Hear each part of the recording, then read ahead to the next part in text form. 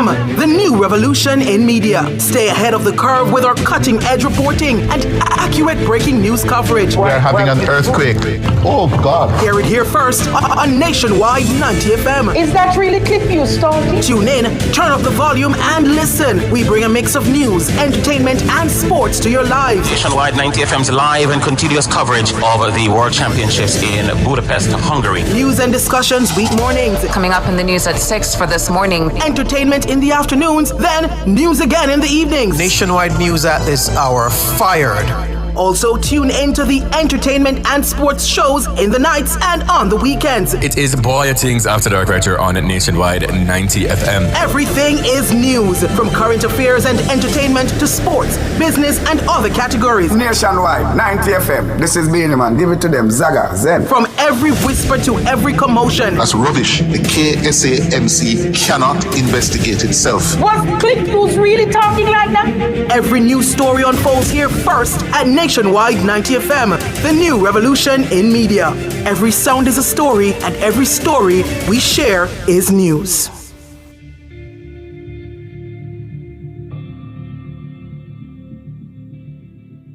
Christmas starts here at H&L Rapid True Value. Get Christmas ready by shopping the latest in our catalog. The time brought to you by H&L Rapid True Value is... Nationwide time, 5 o'clock. Crisp and refreshing. Room temperature or chilled. A pure water would drink. The temperature by Pure Water is 27 degrees Celsius in Kingston, 29 out west in Montego Bay. News at 5 teasers are brought to you by Advanced Scales and Equipment. Service is our total commitment.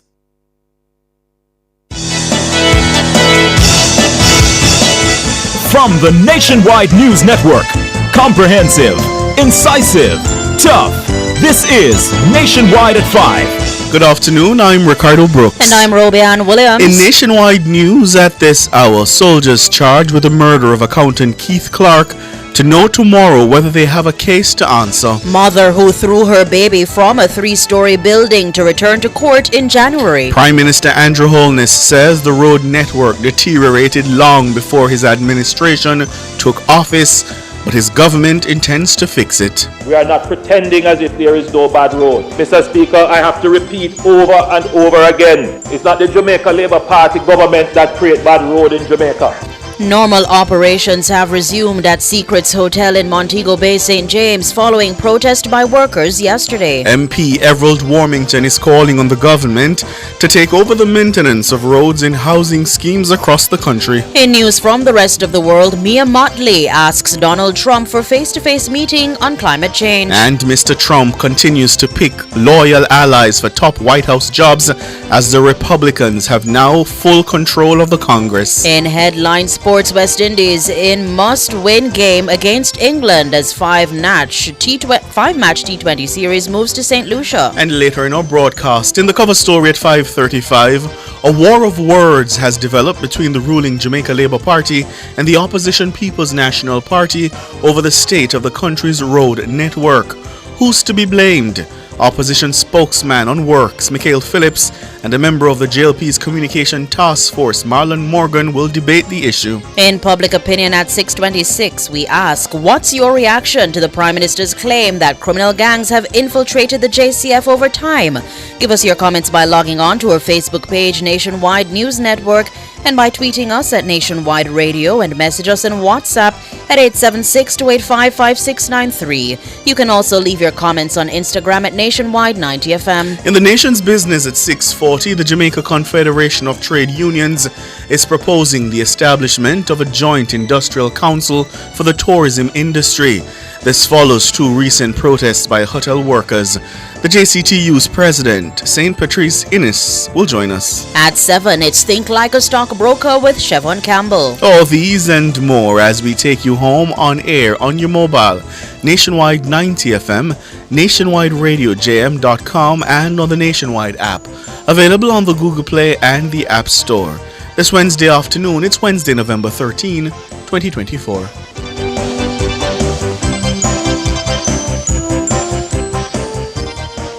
News at 5 teasers were brought to you by Advanced Scales and Equipment. Service is our total commitment. If it's news, it's got to be Nationwide 90 FM.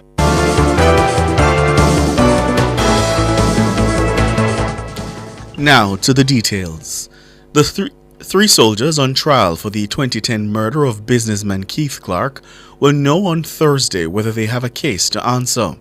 Clark was killed at his Kirkland Heights home in St. Andrew during a police military operation targeting then-fugitive Christopher Dudus Coke. The accused soldiers, Lance Corporal Greg Tingling, Corporal Odell Buckley, and Private Arnold Henry, have been on trial since May. Robian Williams tells us more. The criminal case, first brought by the Office of the Director of Public Prosecutions in July 2012, was revived and brought back to the trial list this year. Initially expected to last 6 weeks, the trial has faced multiple delays due to juror absences, prolonged legal arguments held in private, and absent court transcripts. During the trial, Clark's widow, Dr. Claudette Clark, gave an emotional testimony recalling the events of May 27, 2010, when her husband was killed during the military operation. That's 14 years ago. A post-mortem revealed Clark sustained 25 gunshot wounds. 16 of those wounds were to his lower back, while other injuries included gunshots to his face, chest, and forearm. The report indicated that Clark died from traumatic shock caused by severe damage to his lungs, heart, intestines, and kidneys, all resulting from multiple gunshots to his back. Clark's widow and daughter insisted that the family was home alone at the time. However, the defense argued that the Clarks were allegedly harboring then-fugitive Christopher Dudus Coke. They claim the lawmen were led to the premises based on intelligence received. The defense submitted that the security forces came under heavy gunfire when they approached the house. On Monday, the defense made no case submissions in the absence of the jury, arguing that the soldiers should not face further prosecution. Presiding Judge Justice Dale Palmer will deliver his ruling on Thursday in a case that has drawn national attention. Robian Williams for Nationwide News. Still in the courts now, the case of the woman accused of throwing her 5-month-old daughter from the roof of a 3-story house has been adjourned until January next year. Shamoya Green appeared in the St. James Circuit Court for the first time today. Dana Davy reports. The case against Shamoya Green was transferred from the St. James Parish Court to the Circuit Court on November 5. On Wednesday, she appeared before Justice Bertram Morrison. The court was told that a more up-to-date report on Green's mental and physical health was needed, as the previous 2 ordered by the parish court were done in June and July. The July report indicated that she was unfit to plead. It said Green was suffering from a disorder with psychosis brought on by a seizure. In setting the new date, Justice Morrison said it will allow time for the preparation of an updated fitness to plead report. Green's mental health condition became apparent during her first court appearance on March 6, 2024. At the time, she claimed to have heard the voices of her children and she collapsed in the prisoner's dock. The court ordered a psychiatric evaluation following that incident. Green is accused of throwing her daughter off the roof of her house onto a concrete surface in the yard below. The infant died while being treated at hospital. The incident took place on December 6, 2023, around 5:35 p.m. Green was at home with her common-law husband and other family members when she reportedly requested a conversation about their relationship. When her partner declined to talk at that moment and suggested they speak later, she allegedly became enraged. Green is being represented by attorney-at-law Gillian Houghton. Dana Davy for Nationwide News. Prime Minister Dr. Andrew Holness is pushing back against criticisms of his administration's management of the country's road networks, providing an update on the $40 billion Spark program in the House of Representatives on Tuesday. Mr. Holness says the country's road network deteriorated long before his administration. However, the Prime Minister says his administration is the first to create the economic muscle to resolve the issue. Siobhan Campbell tells us more. As frustrations among the general public over the state of the nation's roads continue to mount, Prime Minister Andrew Holness is reminding Jamaicans that these issues predate his administration by several decades. For all the Jamaicans who are very frustrated about their roads, who are protesting, who are demonstrating, we hear you. We understand. We drive on these roads too. We are not pretending as if there is no bad road. Mr. Speaker, I have to repeat over and over again. It's not the Jamaica Labour Party government that create bad road in Jamaica. Bad roads for the last 40 or more years. Mr. Holness told the House of Representatives that the Spark program aimed at rehabilitating hundreds of community roads is set to begin in December of this year. He says while there are many factors that have contributed to the deterioration of the nation's road network, the lack of investment in the problem is chief among them. The real cause of the problems that citizens are experiencing now is that Jamaica's infrastructure has aged without any systematic investment in the maintenance of the infrastructure. Roads that were built decades ago were not maintained. And the question must be asked, everyone who is protesting about roadways, why was this not done? It wasn't done because you did not elect government that could create the proper economic management of the resources of the country, to give the budget to support routine and consistent maintenance of the road. The Prime Minister says many of the same politicians who are now complaining about the state of the country's infrastructure failed to make any meaningful improvements during their time in office. Mr. Speaker, we have seen politicians come and pontificate and make promises about roads, pothole free by 2003. Mr. Speaker, we are here in 2024, and the people who made that promise then are the same people who are coming now to complain. Why didn't they make Jamaica pothole free in 2003? You know why, Mr. Speaker? Because they did not create the economy to do it. And what they do now is to go around and play upon people's frustration without looking at exactly what needs to be done. Well, this administration, Mr. Speaker, knows exactly what needs to be done. Mr. Holness says his administration will be different. So I can stand here, Mr. Speaker, and say, because we have focused on the economy, and there are those who confuse this thing, they say, Prime Minister, you mustn't talk about the economy because people want to hear about bread and butter. Bread and butter, Mr. Speaker, is the economy, and the economy is bread and butter. There is no bread to butter without an economy. And so I talk about our economic progress, which the other side doesn't like to hear about because they can't talk about economic progress. Siobhan Campbell for Nationwide News. Bigger businesses, better housing, and new tourism opportunities. These are three of the goals that Prime Minister Dr. Andrew Holness has set for the parish of St. Thomas. The Prime Minister was speaking during a stakeholder engagement meeting at the site of the Morant Bay Urban Centre on Wednesday. Mahira Stewart has that story. Prime Minister Andrew Holness told the audience that the Morant Bay Urban Centre forms part of his vision for the parish of St. Thomas. He says he wants St. Thomas to be seen as a viable option for Jamaicans seeking to raise families and do business. And we're not trying to create a secluded zone where the people of St. Thomas are excluded from it. We're not trying to create a business colony. That's not what this is about. This is about creating an atmosphere where every Jamaican and everybody from St. Thomas can come and do business, can live and raise their families, can earn an income. That is what we are building here. Without having to contend with overcrowded streets, congestion, the rainfall and you get splashed and you can't do business as though it is inconvenient in the town as it is right now. According to Mr. Holness, his administration plans to ensure residents of St. Thomas have adequate housing solutions. What you are seeing here doesn't stop. We are going to be building houses in these areas because Kingston can't carry and Portmore can't carry all the houses. In less than an hour you can reach Kingston from here. So the new developments, there are 150,000 housing solutions needed to fill the housing demand in Jamaica. And all of that can be built in Kingston. Some of it have to be built right here. So we're going to push housing development into St. Thomas, but For people to choose to come and live in St. Thomas, they want to know that they have good facilities here. And the people who live here want better housing too.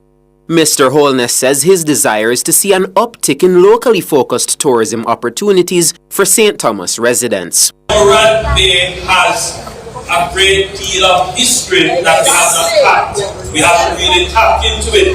So the next industry that is going to come into this era is tourism. But we're not trying to create all-inclusives. I am certain that with the lovely beaches along the coastline of this parish, you're going to see some resorts come. Yes. But what we want for St. Thomas, from this side of the island, going all the way back to Port Antonio, is more community-based tourism. Mahiri Stewart for Nationwide News.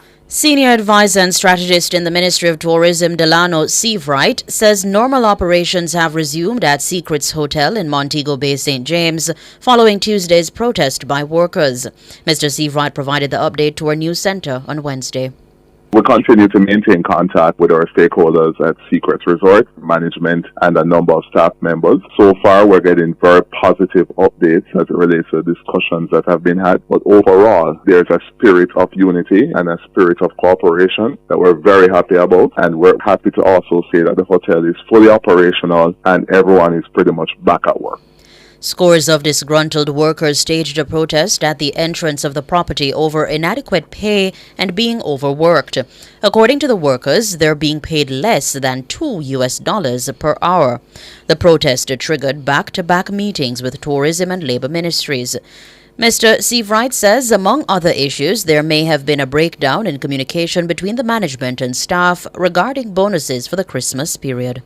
It appears as if there was a rumor that the December bonus would have been cancelled, and that appeared not to be true. And there are a number of other issues for which there appears to be poor communication, that's internal communication. So it really reinforces our continued view that there needs to be constant communication between management and staff on all issues, anything that impacts the staff member, and that communication is critical to the stability of the sector. Delano Seavright, Senior Advisor and Strategist in the Ministry of Tourism. And the Labour Minister, Pernell Charles Jr., has also joined the call for an improvement in communication between the management and staff at Secrets Hotel. The meeting today was very progressive. I'm advised that the management and staff were able to arrive at many solutions and to resolve some of the major communication issues. And we continue to encourage both management and staff to continue the dialogue, and for there to be an internal mechanism set up for stronger ventilation of these issues at an early stage so that we can have amicable resolutions and settlements. Pernell Charles Jr., Minister of Labour. You're listening to the news on Nationwide at 5. We'll have more after these.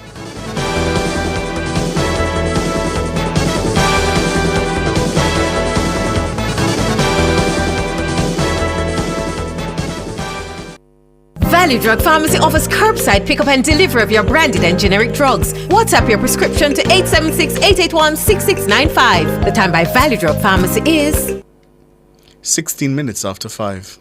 Rentokil Initial is the expert in pest control, air purification, and hygiene services. Call today 876-926-4236. The temperature by Rentokil is 27 degrees Celsius in Kingston, 28 out west in Montego Bay. Continuing the news, Member of Parliament for South West St. Catherine Everald Warmington is calling on the government to take over the maintenance of roads in housing schemes across the country. He made the call as part of a private member's motion in the House of Representatives on Tuesday.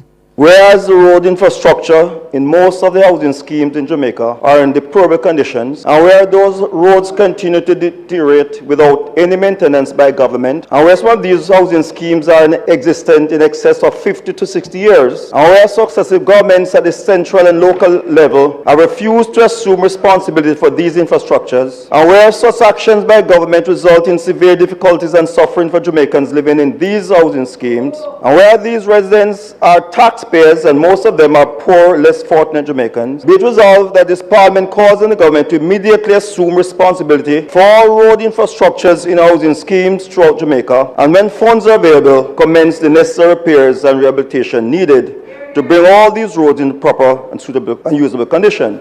Responsibility for the maintenance of housing scheme roads often falls to either the developer or a strata set up to manage the scheme. But many older developments fall into disrepair due to a lack of funding. Mr. Warmington is suggesting the titles for the roads instead fall to the responsibility of local authorities. And be it further resolved that in all further developments, a condition for developmental approval is that at the time of the issuance of the first title to homeowners, the title to all road infrastructure and common areas be transferred to the local government, Kingston St. Andrew Municipal Corporation, or any other local authority, including but not limited to the National Works Agency, in order that such entity can exercise the right of ownership inclusive of maintenance. Everald Warmington, Member of Parliament for Southwest St. Catherine. World in a Minute is brought to you by ABC Electrical Sales. We make things as easy as ABC. Hose assembly and supply, equipping Jamaica for success. And Charles O'Connor Consulting Network, COCN, driven by international accounting standards, modern technology and integrity. The World in a Minute. Prime Minister of Barbados, Mia Mottley, has asked U.S. President-elect Donald Trump for a face-to-face meeting on climate change. The UK Guardian is reporting that Prime Minister Mottley is seeking common ground, even as she will try to persuade Mr. Trump that climate action was in his own interest. Mottley believes that only by personal meetings among world leaders can the massive changes needed on climate change be achieved. She says President Trump has been very clear about the importance of that kind of face-to-face conversation in the things that he believes that he can solve. Trump's re-election as U.S. president has thrown a deep shadow over COP29, which kicked off on Monday. Scores of world leaders flew in for the summit, but the heads of government of most of the world's biggest economies stayed away. U.S. President-elect Donald Trump has nominated Congressman Matt Gaetz as Attorney General. He made several other nominations on Wednesday, including Florida Senator Marco Rubio as Secretary of State and Tulsi Gabbard as Director of National Intelligence. These roles require Senate approval. The upper chamber of Congress, where Trump's Republican Party hold a majority. South Dakota Senator John Thune has been elected as the next Senate Majority Leader, replacing Kentucky Senator Mitch McConnell. Elsewhere, the Republicans also won control of the House of Representatives, the lower chamber of Congress. Earlier, Trump met outgoing President Joe Biden at the Oval Office, marking the start of the president-elect's transition to the White House. Trump told Biden that the transfer of power will be smooth. World in a Minute was brought to you by ABC Electrical Sales. We make things as easy as ABC. Hose assembly and supply, equipping Jamaica for success. And Charles O'Connor Consulting Network, COCN, driven by international accounting standards, modern technology and integrity. Recapping the top stories making nationwide news at this hour. The soldiers charged with the murder of accountant Keith Clark will know tomorrow whether they have a case to answer. Mother who threw her baby from a 3-story building to return to court in January. Prime Minister Holness says the road network deteriorated long before his government took office, but they are determined to fix it. Normal operations have resumed at Secrets Hotel in Montego Bay, St. James, following protest by workers yesterday. I'm Ricardo Brooks. And I'm Robeanne Williams. Listeners, you can find the news on our website at nationwideradiojam.com and on the Nationwide app, available on the Google Play and the App Store. News next, the headlines at 6.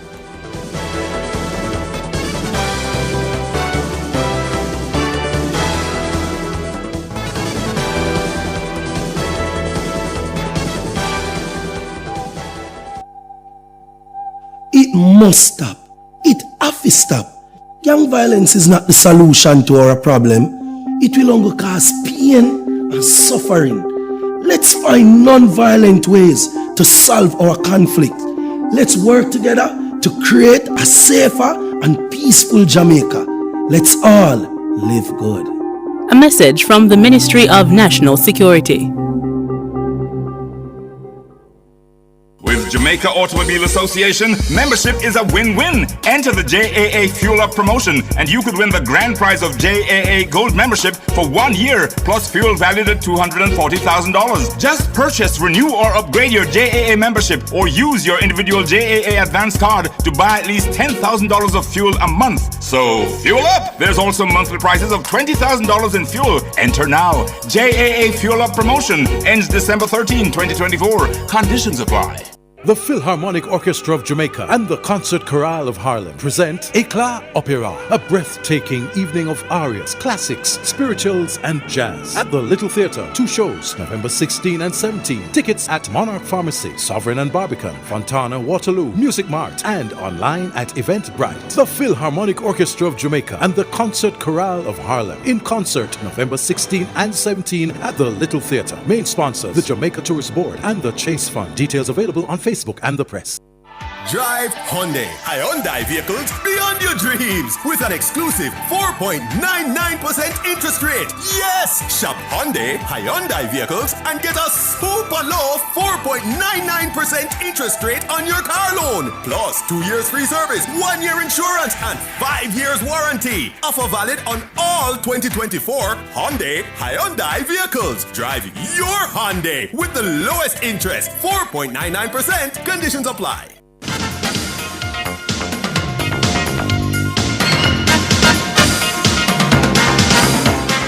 Hello, good afternoon, and welcome to Sports here on Nationwide 90 FM. I'm Wayne Walker.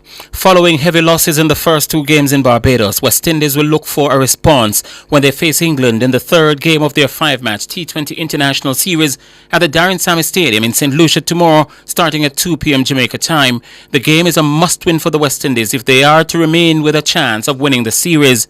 Pacer Alzari Joseph, who recently served a 2-match suspension, is back and should be in the 11, which is expected to be largely the same which played in the first 2 games. The number 6 batting position should be a toss-up between Ruston Chase and Shimron Hitmar. Captain Rovman Powell says his players have to take a look at themselves and take advantage of the opportunity the next 3 games provide. It's something that we always think about, and as captain it's always something that I try to rectify. Unfortunately for us, we haven't been up to mark in all 3 departments in the first 2 games. St. Lucia provides a new challenge. Hopefully our guys will be ready. That's West Indies T20 captain Rovman Powell. The Windward Islands Volcanoes reach a 307 for 7 after 43 overs at sports time against the combined campuses team in the regional CG United Super 50 game at the Brian Lara Stadium. Alec Athene 677, Sonny Lambrie 70, Kavem Hodge 50 and Stefan Pascal 41 are the leading batters so far against Amari Goodrich and Romario Greaves, who have so far taken 2 wickets. Play was delayed due to rain. Former champion St. Elizabeth Technical today revived their hopes of a semi-final spot in the Issa Water da Costa Cup competition with a commanding 3-0 win over Froome Tech at Landilo in Westmoreland. The victory moves Tets into second in quarter-final round Group A behind leaders and early qualifiers Glenmuir. The defeat ended the semi-final hopes of Froome Tech. Garvey Maceo took charge of quarter-final round Group B after easing past Monroe 3-0 at Glenmuir to move top of the standings with 4 points, 2 behind second-place Central High and Ocho-Rios, who played out a 1-1 draw at the Wembley Centre of Excellence. Members of Jamaica's national senior men's football team staged their final training session at the National Stadium this morning ahead of tomorrow's CONCACAF Nations League first leg quarter-final against the United States at the National Stadium at 8 p.m. Brentford defender Ethan Pinnock picked up a knock on his team's game this past weekend, and he's a major injury doubt, while Mikel Antonio, who plays in the Premier League for West Ham United, will miss the encounter due to card suspension. The coaching staff is hoping to have them both ready on Monday, November 18 at the Energizer Park Stadium in St. Louis, Missouri for the second leg. Coach Steve McLaren says he's encouraged by the mood of the Jamaican players. This morning the vibe is very good, and it is, and that's what I like, the energy, the energy in the room, the attitude of the players. You know, we put ourselves under severe pressure by not beating Cuba here, which we should have done. And then we had to win in Honduras. We had to draw against Honduras here. We had to win in Nicaragua, which is always difficult. So the players have shown that, they've got that mentality to win games and different ways to win games. That's important. We'll need all them ingredients against a very, very good and very strong USA team. Isaac Hayden of Newcastle United is the latest player to join the squad, and McLaren says the player can offer a lot to the group. Yeah, I knew Isaac for many, many years. Tremendous talent. And his move to Newcastle was, I thought, an excellent move for him, which it was initially. But unfortunately, as with all footballers, when you get injuries, it can curtail the momentum in your career, can stall it a bit, and that's what's happened. He's fought for 2 or 3 years to get back to the level that he was, and we're hoping to add Jamaica to that stepping stone, that he's able to put himself forward onto a platform in which it's possible that he can play international football. The Americans are due to have a training session a little later on this evening. And by the way, I was national coach Steve McLaren. And finally, in sports at this time, Jamaica has been drawn in Group D of the CONCACAF Women's Under-20 qualifiers set for February 20 to 25 in Nicaragua next year. Host Nicaragua, St. Kitts and Nevis and St. Vincent and the Grenadines are the other teams in Jamaica's group. Jamaica will open their campaign against St. Vincent and the Grenadines on February 20 before facing St. Kitts and Nevis on February 22. The Young Reggae Girls will then close out group play on February 24 against Nicaragua. Only the 6 group winners will make progress to the final round qualifiers to join seeded countries, the United States and Mexico. That's where we leave you on sports at this time. We're going to be back though with more, much more at 6:05 this evening.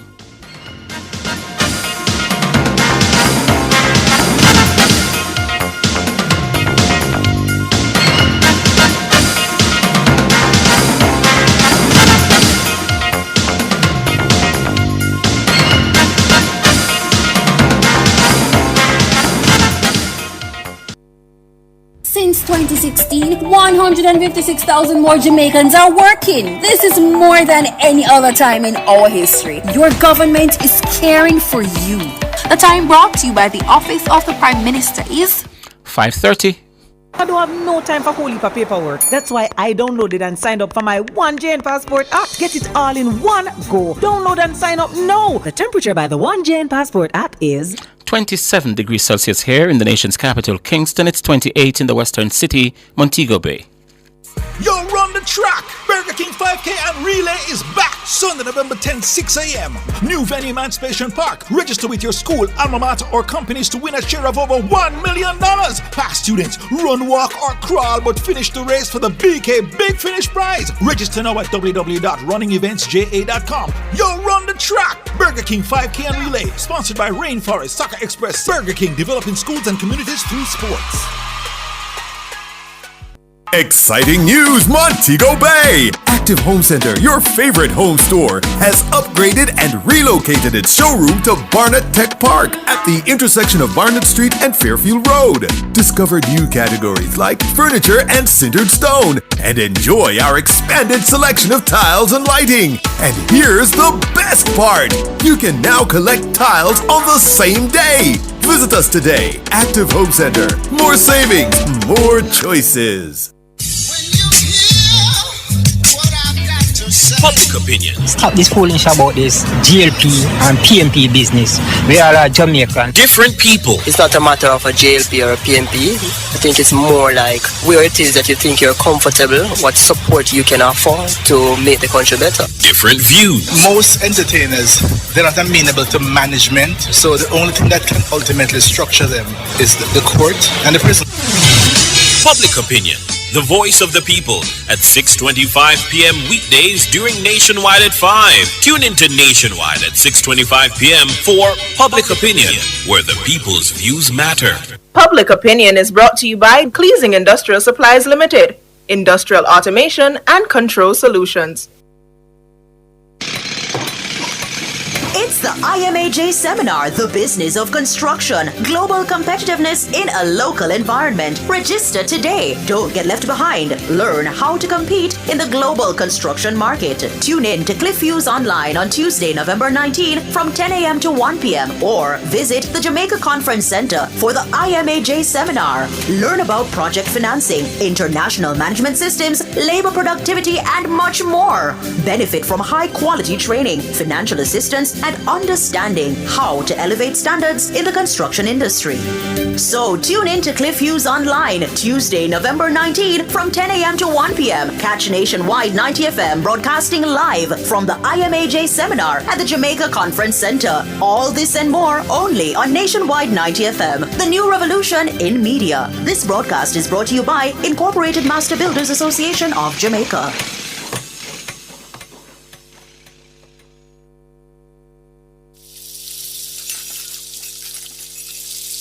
Something big is brewing, and the excitement is marinating. A thrilling event will unfold that will have everyone cheering this Christmas. Talents will gather with their knives and prepare themselves for battle. When the dust settles, only one will be left standing to tell the tale. What's at stake? Who will rise and who will falter? You have no idea what's coming next. All your questions will be answered only if you keep your ears tuned to Nationwide 90 FM. This is going to be epic. Cover Story is brought to you by Hyundai. Modern, premium, affordable vehicles. Drive Hyundai vehicles beyond your dreams with an exclusive 4.99% interest rate. Yes! Shop Hyundai vehicles and get a super low 4.99% interest rate on your car loan. Plus 2 years free service, 1 year insurance, and 5 years warranty. Offer valid on all 2024 Hyundai vehicles. Drive your Hyundai with the lowest interest, 4.99%. Conditions apply.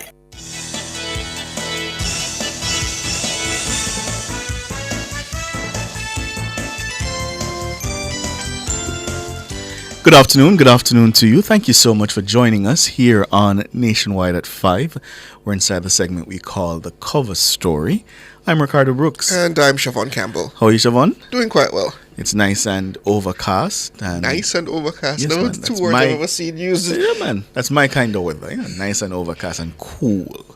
Yeah? Cool, I'll agree with. And if you're at home and you're warm and comfortable, my bad mind you. Just know.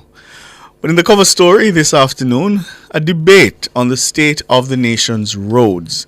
Listeners, a war of words has developed between the ruling Jamaica Labour Party and the opposition People's National Party over the state of the country's road network. The Prime Minister is pushing back against criticisms of his administration's management of the network. Providing an update on the $40 billion Spark program in the House of Representatives on Tuesday, Dr. Holness says the country's road network deteriorated long before his administration.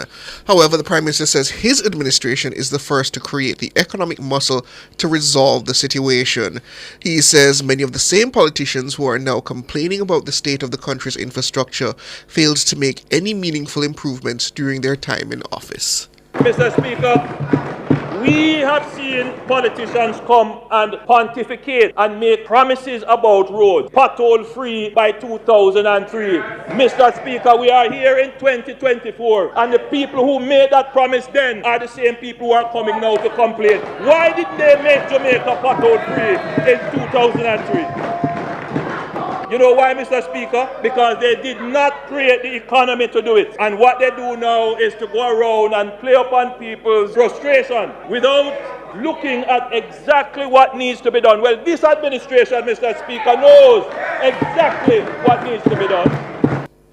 Prime Minister Andrew Holness. So, who is at fault? Joining us now to discuss, we have opposition spokesman on works, Michael Phillips, and member of the JLP's Communication Task Force, Marlon Morgan. Gentlemen, good afternoon. Good afternoon. Good evening, gentlemen. Marlon, good afternoon to all your listeners. Michael Phillips, let me start with you because you took issue with the Prime Minister's framing in the Parliament yesterday. Why? Oh, well, the Prime Minister is behaving as if he is not in it isn't his administration that is now has formed the government, and he has been the Prime Minister for near 9 years now. And as I reminded him yesterday, as he likes to keep going right back to the 18 years of when the People's National Party was in government, that 18 years ended in 2007, 17 years ago. And his party has been in government for 13 of those 17 years. So if it is that anyone had the opportunity to make a change, would have been him during his tenure. And he's now trying to blame others for why his own administration had not made any impact on the road network. So, it was a wholesome debate, and I find that yesterday was not the first time that the Prime Minister is trying to cast blame on others for his failure. Marlon Morgan, isn't that fair? Last 17 years, the JLP has been in power the majority of the time, and Mikhail Phillips is saying it's time now that you take accountability and responsibility for the challenges the country faces. Isn't that fair? Well, one of the things in conversations like this, gentlemen, is that there are persons, perhaps Mikhail numbers amongst them, who are not keen on providing appropriate context, and that's where I would like to start. Now, the Labour Party administration has indeed been in office for just about 9 years now, yes? However, Jamaica has considerably aging road infrastructure, and that has largely been exacerbated, particularly in recent times, by the volume of vehicles that traverse our roadways. So the stress on the roads, and importantly, the realities presented by climate change, because that is a phenomenon that is in our society. It affects us, particularly as a small island developing state. And so the truth is that we have had years of neglect exacerbated by increased stress on the roadway that is aging to begin with, and increased volume of rainfall. And the point being made by the Prime Minister, the context being provided by the Labour Party, is that for many decades we have not been able to maintain and address in any substantial way our road infrastructure here in Jamaica, and that has not been as a result of a lack of willingness so to do, but largely as a result of Jamaica's inability to do so adequately based on not having the financial capacity to respond in a timely manner. And it is for this reason why I am bringing your listeners' attention to the sharp distinction that is to be made here. We do have challenges along our road network in terms of roads being in a state of disrepair. For the first time, however, you have a situation where a government, as is happening now with this Andrew Holness-led JLP government, is in a position to more effectively and sustainably respond to it based on having built up, based on having managed the economy in a certain way and build up the resources to be able to maintain the road infrastructure, because that is what has eluded us over many years. During the PNP's 18 and a half years, for example, they had many years of deficit financing. We simply did not have the financial wherewithal to respond, and this government is responding. Problems there are, but the Jamaican people need to look to who is better placed to devise and implement the solutions to the problems. And I am submitting this evening, gentlemen, that it is the Jamaica Labour Party, the Andrew Holness administration, that is better placed. So you call it context. So you laid out what you say is the context of the situation we find ourselves in. But what do you say to the Jamaican, the voter who is listening and says, I don't want to hear what happened in the past.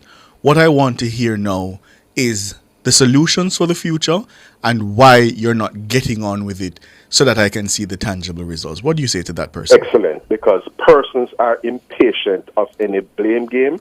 Persons out there want to drive on good roadways. They want their cars to be in an optimal state and not having to be falling into potholes all the time. And we do appreciate that, and that is why we're saying we have devised a program, the Spark program, in addition to the REACH program, where we're not only setting aside resources to lay over roads and build roads, we are also putting in resources in the scheme of things to treat with critical drainage and water-related infrastructure. Because oftentimes in Jamaica, we have had a situation where we have put down asphalt, and then here comes the NWC digging up the roads again and frustrating people further. So the point we're making is that this government has gone out and we have ascertained the information.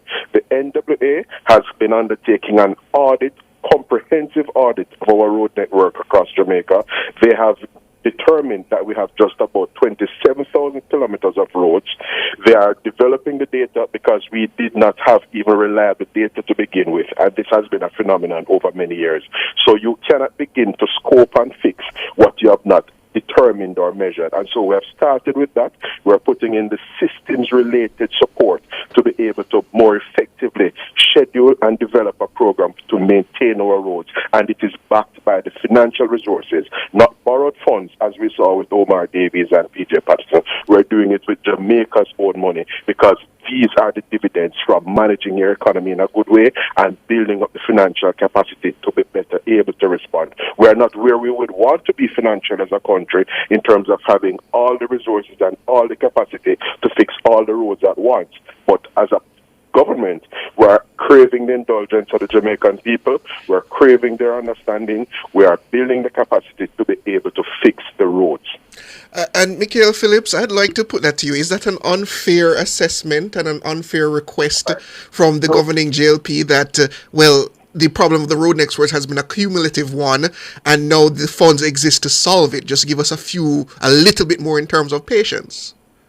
All right, so let us, look at the Prime Minister himself, not me, not anyone else, but the Prime Minister himself, has really gone out there and promote Spark as the answer for the neglect that the road network has been given over a period of time.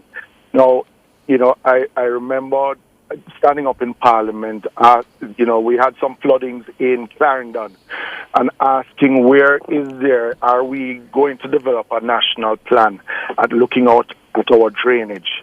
In 2019, the Prime Minister stood up at a press conference at Jamaica House and announced that he has completed that overall national plan looking at our drains and how it is that we're going to be implementing it. A few months ago, I asked him in Parliament, is it possible to put that up, table that in Parliament as a green paper? What is the way forward? I've been asking for a national plan in how it is that we are going to develop our roads and maintain our roads. I've been saying for a long time, myself and the People's National Party, that we have to look at a maintenance plan. I even asked the question, after Spark, where is the maintenance plan? We can come with different acronyms, different programs. What is the long-term plan for our road network? Spark is not the answer. And let me just remind Mr. Morgan that Spark is not being financed out of central government budget. I asked the question yesterday. We have the money for year one, which is coming from the securitization of 12 years of revenue from the Norman Manley International Airport. What about phase 2 and phase 3, as the Prime Minister said, so about 3-year period? What of those? So after we have secured phase 1, then what happens to the other years? Because there's no way central government will be able to pay $20 billion out of the coffers for 3 financial years to finance a project like Spark and not put other infrastructural and capital projects. Hold it there, hold it there for us, gentlemen. We're up on the break. Hold it for me, Michael Phillips, Marlon Morgan. Let's take the break and come back. Listeners, we're debating the state of the nation's roads. The opposition spokesman on works, Michael Phillips, is with us. So too Marlon Morgan, member of the JLP's Communication Task Force.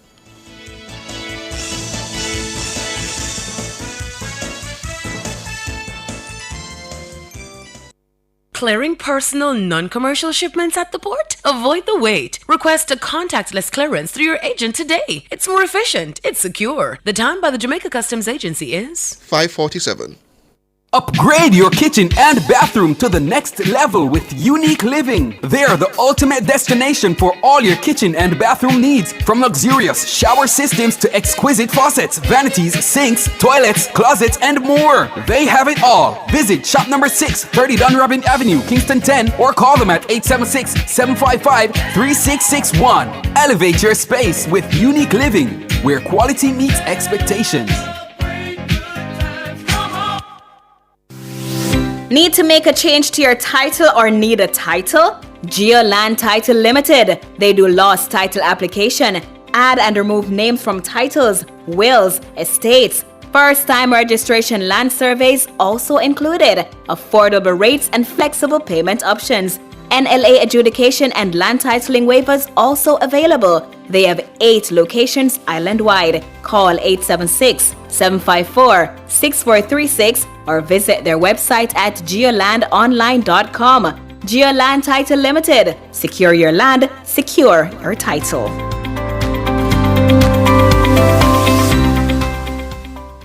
Me grew up as my granny save her money under her mattress. But at an old time something. That's where I save my money in the bank. And become I want to buy a little house, we also save in a building society. We have to be smart with how we save our money. So what if the bank crash?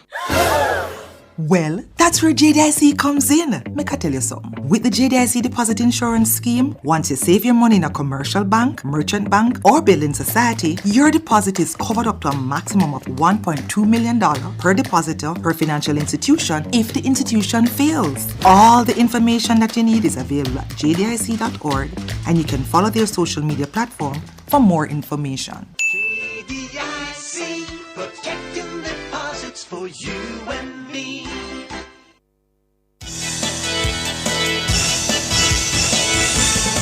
Thank you so much for staying with us here on Nationwide at 5. It's the cover story. I'm Ricardo Brooks. And I'm Siobhan Campbell. The nation's leaders debated yesterday in the House of Representatives the state of the roads. The Prime Minister is maintaining that the deterioration in the network did not occur under his administration, but he's determined to fix it. We have with us Opposition Spokesman on Works, Michael Phillips, member of the JLP's Communication Task Force, Marlon Morgan. Before the break, Mr. Phillips, you mentioned phase 1 of Spark, and you're pressing the point of what will happen in phase 2, the maintenance of Spark. The Jamaican people are hearing your party now campaigning for office. You want the chance to lead. Conceivably, you'd become the Minister of Works. What would be your plan for the maintenance of the roads going forward? Well, we will reinstitute the road maintenance fund, looking at the funding that was going to the RMF. Joining hands with the Ministry of Local Government, looking at the fundings that they get, and then seeing how best we can put it together. We may not have the funds in place in one term, because you'll have to see the RMF in a proper way that it can do the worthwhile work that is needed. While we are developing roads, I think we have to find a different method, because we have for too long look at cost and seeing how we get more mileage for less money, and try and do the roads with a better method that they can last longer. We would look at concrete roads in areas, especially where there is higher rainfall and the water tables are higher. It is going to come at an additional cost. But at the same time, look at the community's national plan at looking at our town centers, especially and areas where we have high rainfall and drainage is a problem, because many of our drainage network was built when we had town centers that had a few hundred people. Now we have quite a few thousand. Well, but a lot of that, Mikhail, sounds like long-term planning. So why shouldn't the Jamaican people accept that the Spark program, as outlined by the Holiness administration, is the way to go, rather than a program that you seem to be still costing out and would take a longer time to begin implementation? Why shouldn't they accept that Spark is the way to go? I have never said that the Spark is not a start. What I have said is, when you look at the Spark, all right, let's look at the Spark overall. But before we look at the Spark, explain to me why they shouldn't accept that this is the way to go, rather than your seemingly more long-term approach, which wouldn't give them the results they want now. The Spark is a $40 billion program. We have not yet seen the plan. I'm asking, what is the plan going forward? It was the minister with responsibility of works who said there is no maintenance plan in dealing with Spark. We cannot be expending $40 billion. And the reason why I'm saying that we will do different is that they had 14 years to 13 years to institute a proper program. Jamaica is not Kingston alone. If you come to rural Jamaica, you go to rural Jamaica, right? I am now in Clarendon, and it is the worst roads that I've seen in a very long time. The worst. May I come in here, Ricardo? Yes, Marlon Morgan, actually, because I would like that is fair on the part of Mr. Phillips, because let's say if Spark is completed in the next 3 years, will we be back here in the next 20 years discussing how that deterioration has taken place? What is the long-term solution in terms of maintenance? I'm very happy for the opportunity to convey the following. What the PNP oftentimes do when they're having conversation is that they set up straw men and then try and tear them down. They seek to have a discussion or raise an argument that is not actually being made. So the foremost point here is that Spark is not the be-all and the end-all to road maintenance and build out here in Jamaica. The Prime Minister presented at post-cabinet press briefing last Wednesday, and he outlined in no uncertain terms and in a comprehensive way how it is that the government is going about addressing this vexing issue of road infrastructure here in Jamaica. And it begins first and foremost with what the National Works Agency has been embarked on in recent weeks, and that is a comprehensive audit of Jamaica's network of roads. You are driving the corridor of the roads to eyeball the problem and putting that in a database. So you're starting first and foremost with data. Then you're building internal capacity and you're building systems. You're putting the network into a computer database where you are determining now a schedule how to treat with roads.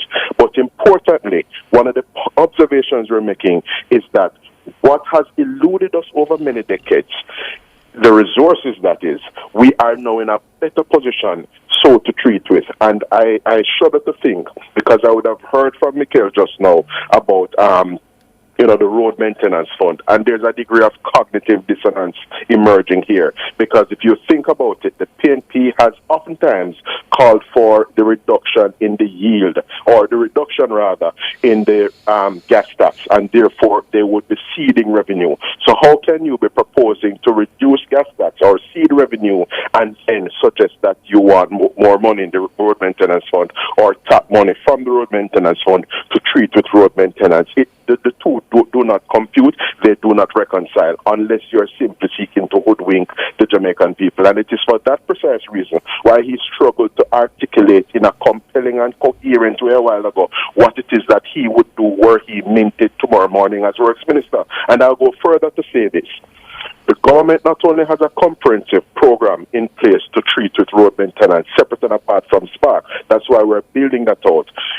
Cliff Twang said many years ago, about 13 or so years ago, that if you do not understand it, you cannot cross it. And that is what is coming out from Mikhail's discourse, because he doesn't understand that in successive budgets to come, the government will be making allocations as it relates to phase 2 and phase 3 of Spark. We are treating with 2024, 2025, and we would have made budgetary allocations accordingly, because you're dealing with what you have the capacity to do in any particular financial year. So financial year 2025, 2026 will speak for itself, and he cannot preempt Favour Williams as finance minister, and he ought not to be preempting the government in relation to its fiscal program as determined by the budget All right, for the country. let's hear Mikhail's response. I go back that this $20 billion for Spark did not come from taxes that the government collected. It is borrowed funds, whichever way you want to craft it. It is borrowed funds of securitization of 12 years of revenue. So are you saying that you are going to keep on borrowing to do road maintenance and road projects?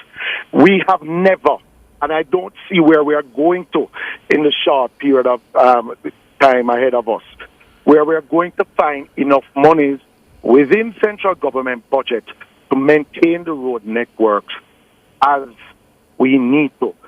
So you're not accepting the NWA's maintenance fund? He's being Hold on, Marlon. So what about the maintenance fund of the NWA, the $4 billion a year? You're not accepting that as sufficient? $4 billion is what NWA has been getting for the last 9 years, every year, for road maintenance, and it is inadequate by NWA figures, and the Prime Minister said it once in Parliament, that NWA needs $1 trillion to bring all the road network up to an acceptable driving condition. I don't expect that the government is going to find $1 trillion. But what, Robert, what is the long-term plan? Reach, as we have it now, is the same $4 billion that was approved in April of this year for the budget for the National Works Agency. It is no different than what was in the budget. Right? And all I'm saying is, we don't have to argue, all of us want a better road network. Our approach might be different. Yeah? All I'm saying is, what is the medium, the long-term plan?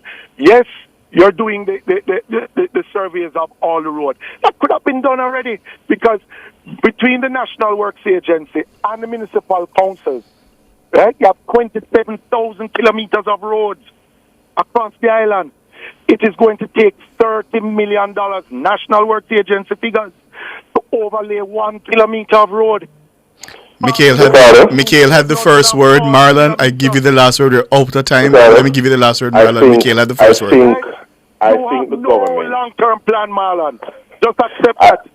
I think the government, which is the team of people who actually have a plan and are building out a program to maintain road infrastructure in Jamaica and support it with the financial resources, are the people with the greater moral authority on this issue and in the better standing on this issue. Because the point to be made is that the $1 trillion, for example, that would be needed to sort out Jamaica's roads would not be found in any 1 year, because Jamaica simply wouldn't even have the capacity to do all our roads in any one financial year. So the point is that it is over a medium to long term that all the maintenance work and the road construction work is to be essentially put in place and rolled out.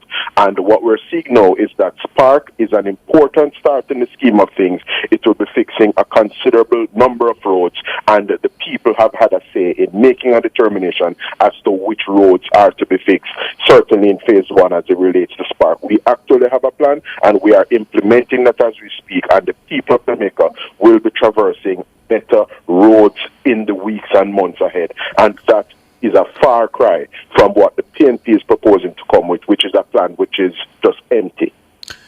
Mikhail Phillips, Opposition Spokesman on Works. Marlon Morgan, member of the GLP's Communication Task Force. We appreciate your time. Thank you so much, gents. All the best. The headlines. Marlon, good. The headlines are next. Cover Story was brought to you by Hyundai. Modern, premium, affordable vehicles.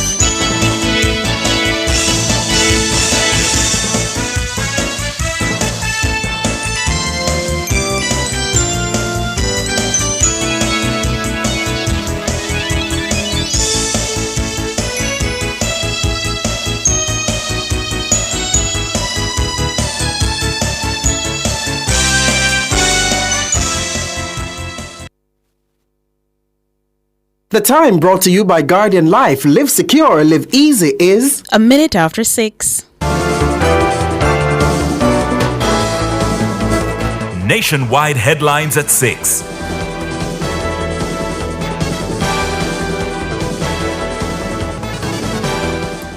Good evening with the headlines at 6. I'm Shalois Michael. Prime Minister Andrew Holness is pushing back against criticisms of his administration's management of the country's road networks.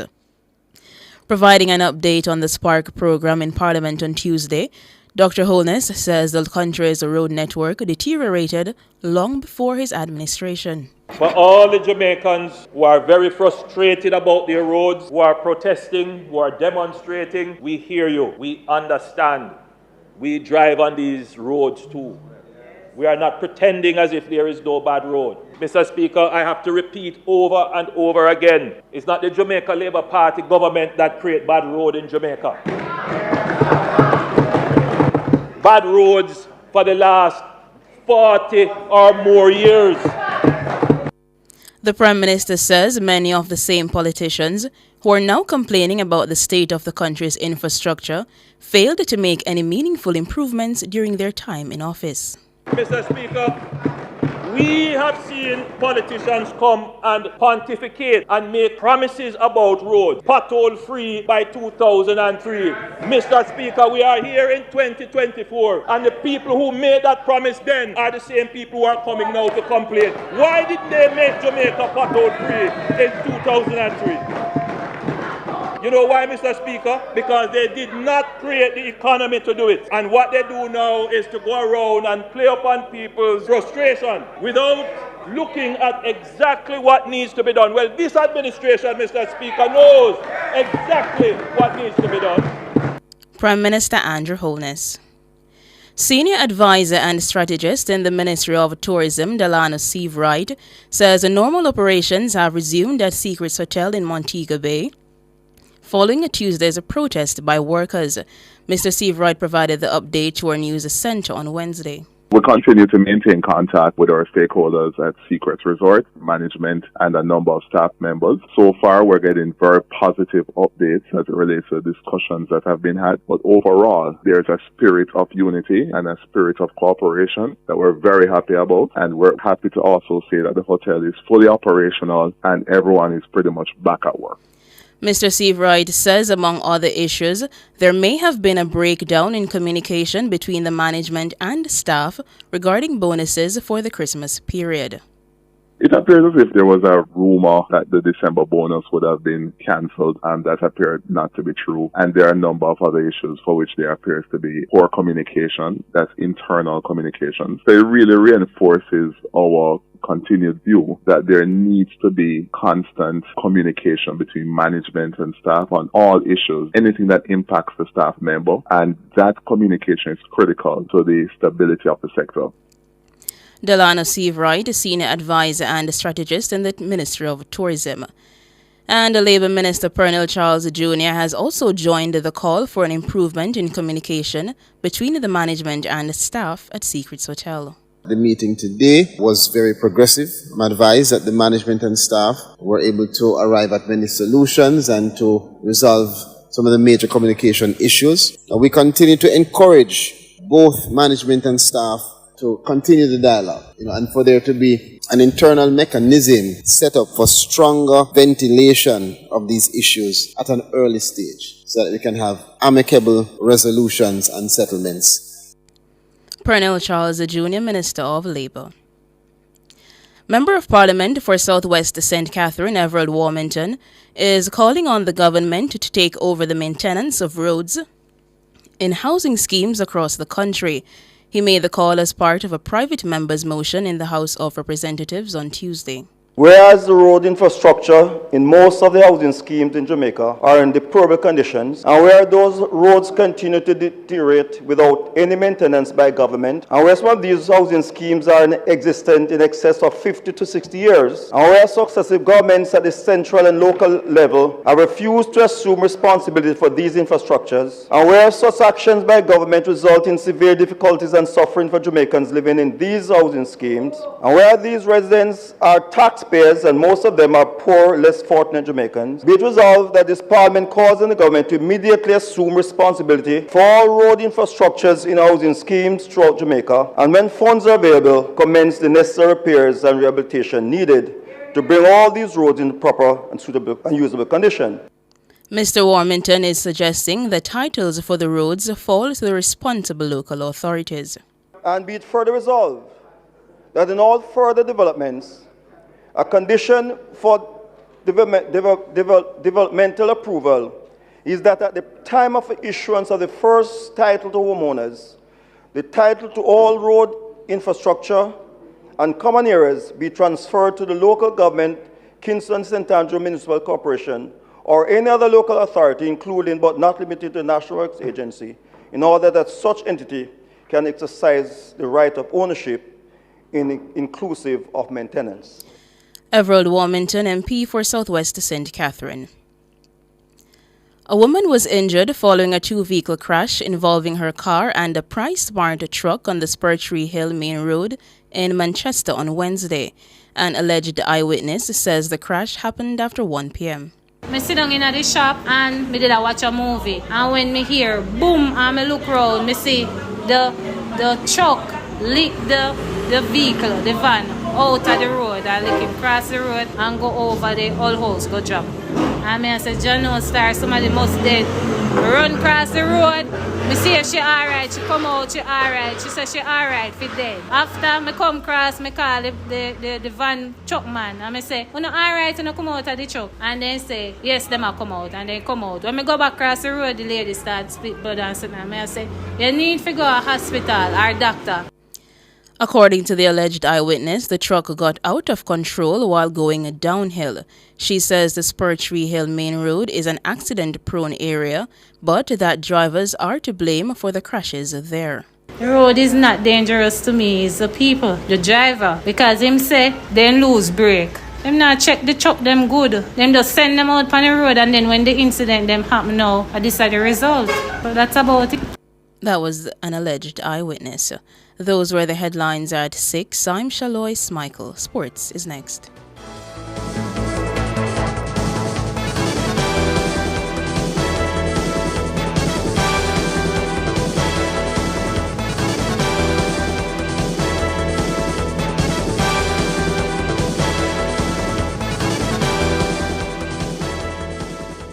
Want to start investing in stocks but don't know how? Then the JMMB Income and Growth Fund could fit your future best with returns that outperform inflation and tax-free advantages. Visit jm.jmmb.com to get started with as little as $5,000. Conditions apply. Does your bra ride up your back? Do your shoulders hurt from carrying the weight of your breasts? These are signs of an ill-fitting bra. When was the last time you were fitted by a bra fit specialist? The bra experts at LaBelle Femme will take care of you. Drop into the store at 53 Lady Musgrave Road, Tuesdays to Saturdays from 10 to 5, and you will see the difference. Or call 876-622-6091.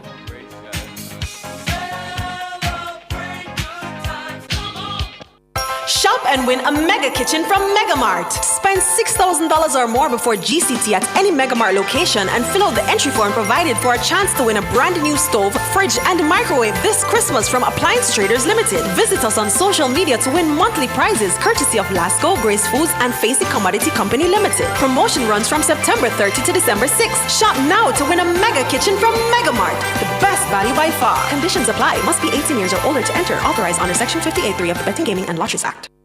Are you ready to turn your sales and marketing skills into high earnings? Nationwide 90FM is searching for business development executives to build lasting client relationships. If you have experience across all stages of the sales cycle and possess strong communication, negotiation, and time management skills with a proven sales track record, this opportunity is perfect for you. Join our team and work with the top corporate brands, media agencies, and of course, our on-air personalities. Enjoy networking opportunities, professional growth, and competitive commissions. Ready to take the next step? Send your resume to hr@nationwidenewsnetwork.com today.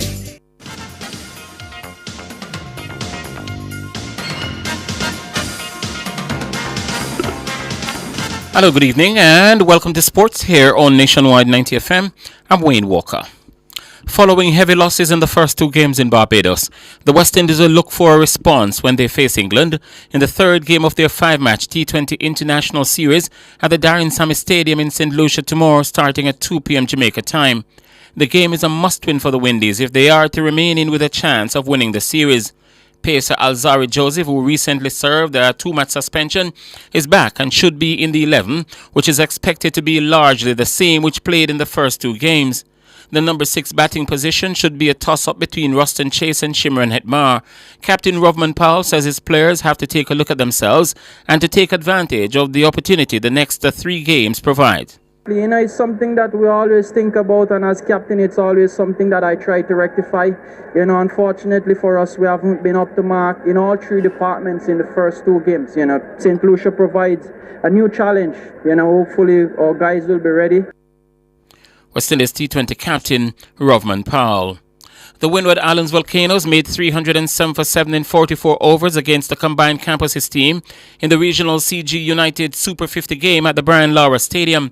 Alec Athene 77, Sonny Lambrie 70, Kavem Hodge 50 and Stefan Pascal 41 were the leading batters against Amari Goodrich and Romario Greaves 2 wickets apiece. Play was delayed due to rain and the game reduced to 44 overs aside.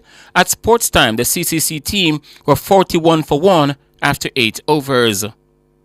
Former champions St. Elizabeth Technical High School today revived their hopes of a semi-final spot in the Issa Water Da Costa Cup competition with a commanding 3-0 win over Froome Tech at Landilo in Westmoreland.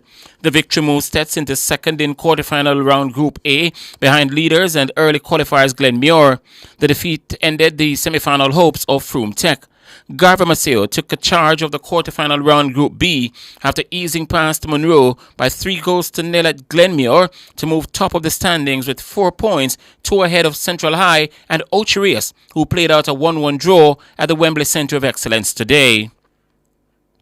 Members of Jamaica's national senior men's football team staged their final training session at the National Stadium this morning ahead of tomorrow night's CONCACAF Nations League first leg quarter-final tie against the United States at the National Stadium, scheduled to kick off at 8. Brentford defender Ethan Pinnock picked up a knock for his team this weekend and is a major injury doubt, while Mikel Antonio, who plays for West Ham United, will miss the encounter due to card suspension. The coaching staff is hoping to have them both ready for Monday, November 18, when the teams play the return leg at the Energizer Park in St. Louis, Missouri. Coach Steve McLaren says he's encouraged by the mood of the Jamaican players. This morning the vibe is very good, and it is, and that's what I like. The energy in the room, the attitude of the players. You know, we put ourselves under severe pressure by not beating Cuba here, which we should have done. And then we had to win in Honduras. We had to draw against Honduras here. We had to win in Nicaragua, which is always difficult.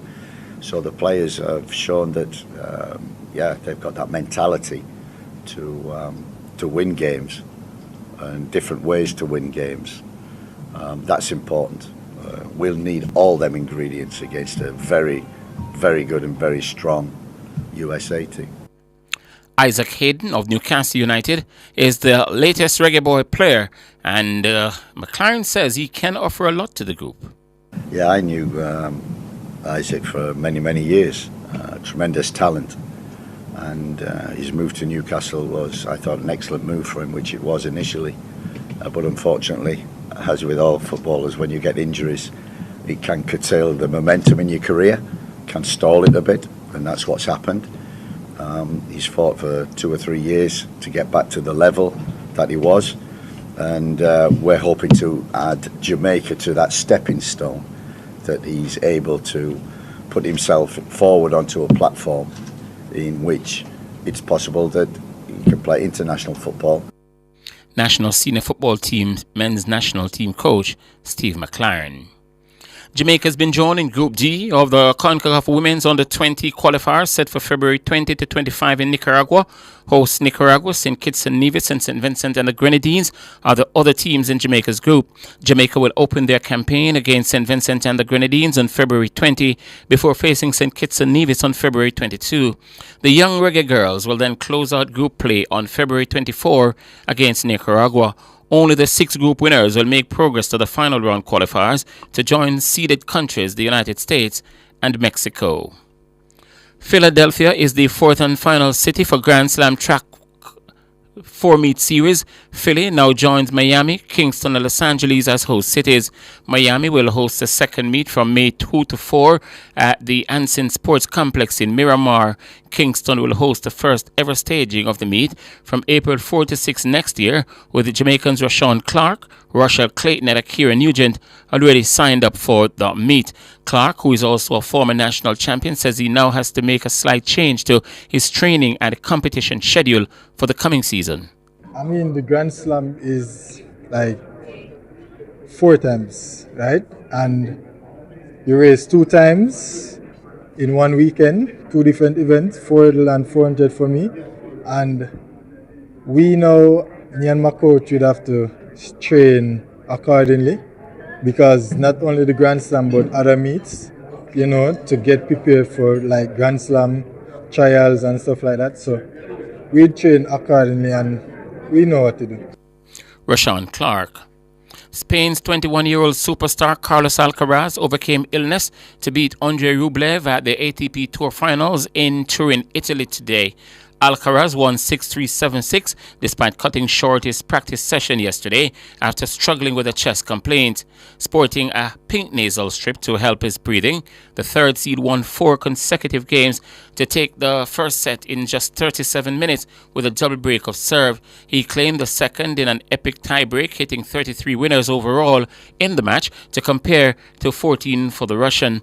The French Open and Wimbledon champ was out of sorts when losing his first match in Turin on Monday to Norwegian Casper Ruud, and while he used a chest rub during breaks in play today, his movement was much sharper.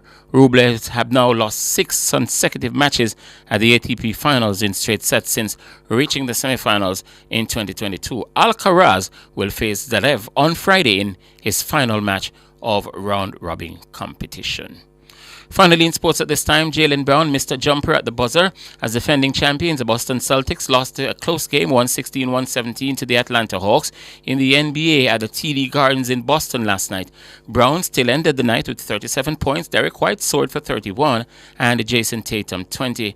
In other games, Steph Curry scored 37 points to go along with 9 assists and 6 rebounds as the Golden State Warriors turned back the Dallas Mavericks 120-117 on Klay Thompson's return to the Bay Area with his new team. Thompson, who played 13 years for the Warriors before leaving for Dallas this season, scored 22 points. Milwaukee defeated Toronto Raptors 99-85. Detroit topped Miami 123-121 in overtime. Phoenix tagged Utah 121-11. Portland turned back Minnesota 122-108. New York stopped Philadelphia 111-99. And Orlando beat Charlotte 114-89. That's sports.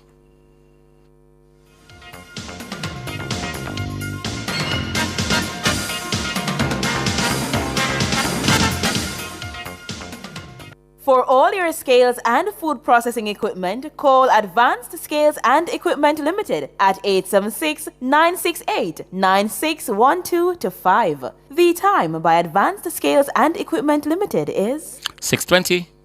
With Jamaica Automobile Association, membership is a win-win. Enter the JAA Fuel Up promotion and you could win the grand prize of JAA Gold membership for 1 year plus fuel valued at $240,000. Just purchase, renew or upgrade your JAA membership or use your individual JAA advance card to buy at least $10,000 of fuel a month. So fuel up! There's also monthly prices of $20,000 in fuel. Enter now. JAA Fuel Up promotion ends December 13, 2024. Conditions apply.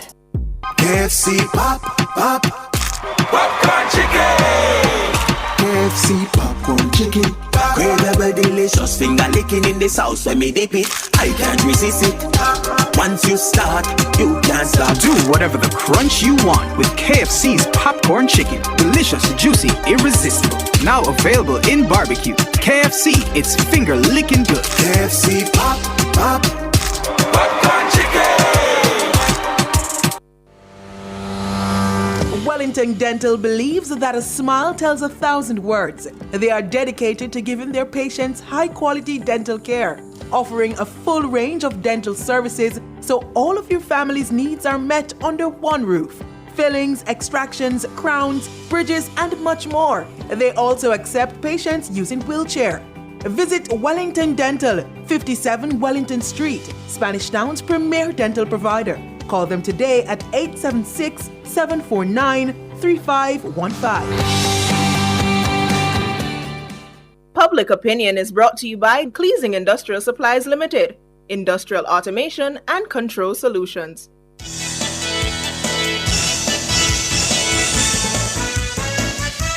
Good evening and welcome to Public Opinion right here on Nationwide 90 FM. I'm Mahiri Stewart. Special good evening to our friends over on YouTube. We invite you to also weigh in live on the comments of today's Public Opinion. Now, Prime Minister Andrew Holness has admitted that over the last 30 years, criminal gangs have infiltrated the country's premier crime-fighting institution, the Jamaica Constabulary Force, JCF.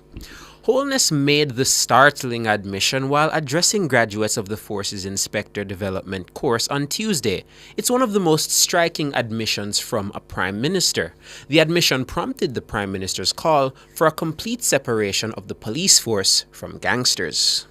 Unfortunately, over the last 30 or 40 years, there has been the infiltration of the police force by criminal organizations, many of them parading in ways to suggest that they are, regular business people. We are friends. I go drink at his bar. We go have a talk.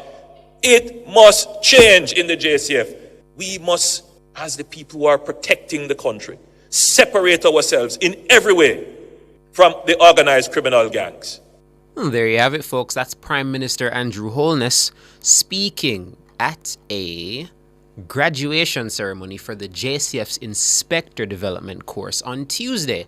So with that said and done in public opinion this evening, we're asking you, the public, what's your reaction to the Prime Minister's claim that criminal gangs have infiltrated the JCF?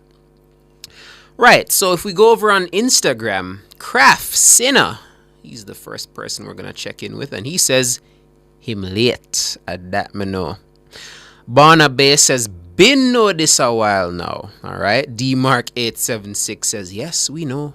Water is wet and the sun rises in the morning and sets at night. Leighton Levy says, nothing strange. Alright. Here we go.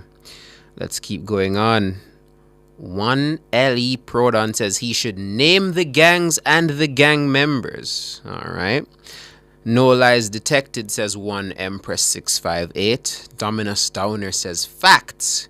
Yes, Jesu says I think it's a factual assertion to make.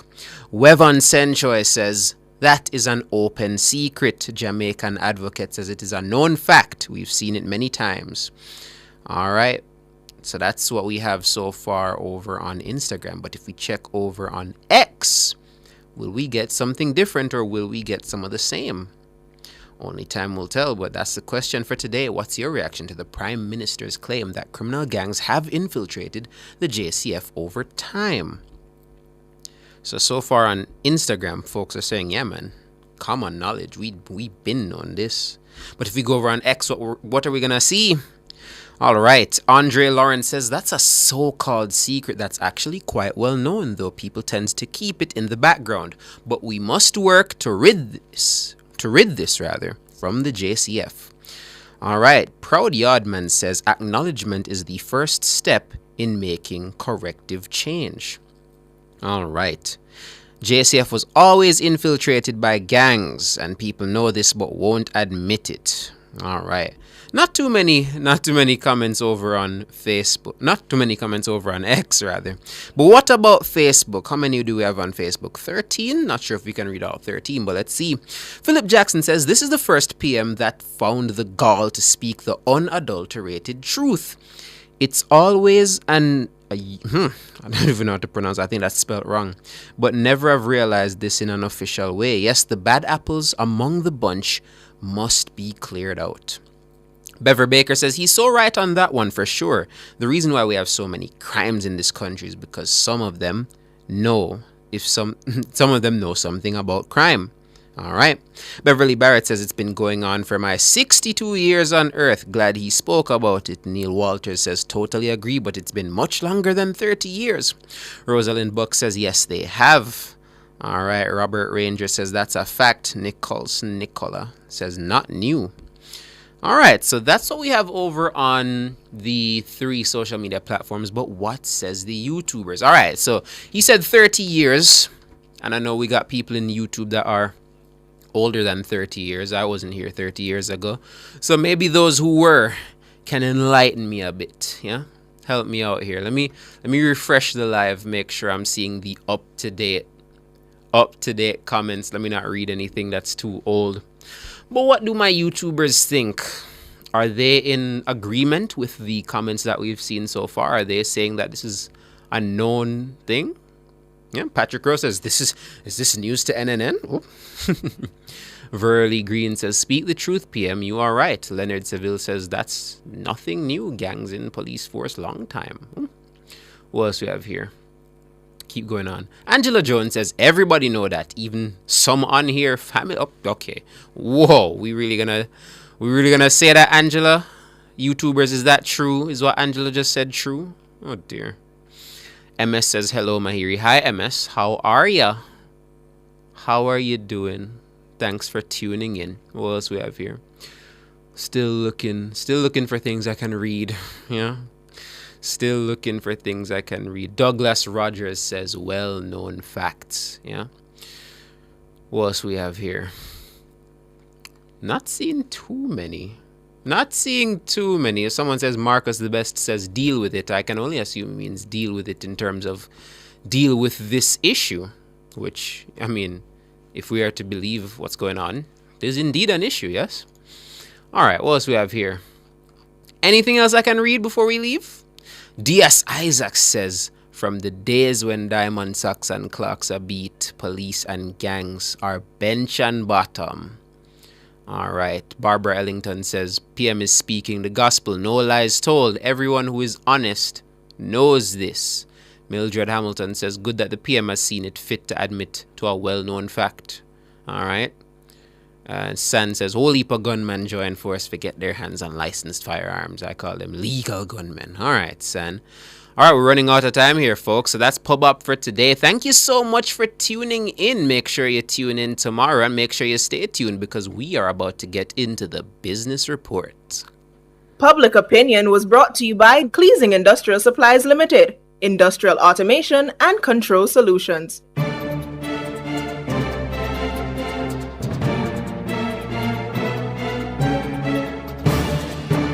Hello, good evening, and welcome to Nationwide's Business Report. I'm Mahiri Stewart. Motorists will pay more for gas when they go to the pumps on Thursday. The state-owned oil refinery Petrojam says E1087 is to move up by 25 cents per litre and E1090 will also go up by 25 cents. Automotive diesel oil will move down by 83 cents per litre. Ultra-low sulfur diesel will sell for $172.20 per litre, following a decrease of 95 cents. The price of kerosene will go down by $3.06. In the meantime, propane cooking gas will go down by 25 cents, while butane will move up by 25 cents per litre. And internationally, inflation in the US picked up last month as progress towards stabling prices appeared to stall. Consumer prices rose by 2.6% over the last 12 months to October, driven by higher housing and food costs. That marked a slight uptick from the 2.4% the month before. The latest figures added to speculation that the U.S. Central Bank might not lower rates as much as had been expected in the months ahead. The Federal Reserve wants to see inflation, the rate at which prices rise, fall back to about 2%. It started cutting interest rates in September, noting the significant improvement since June 2022, when prices were surging at a rate of more than 9%. And finally, in the currency markets, at the close of trading today, it cost 159 Jamaican dollars and 47 cents to buy $1 US. It cost 202 Jamaican dollars and 12 cents to buy £1 British pound and 115 Jamaican dollars and 35 cents to buy the Canadian dollar. That's the business report. I'm Mahiri Stewart. Good evening.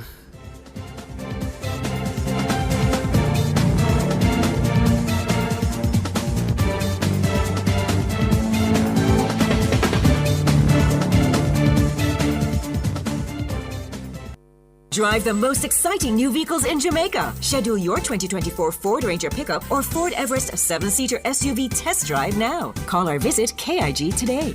The time by KIG is... It is 6:31.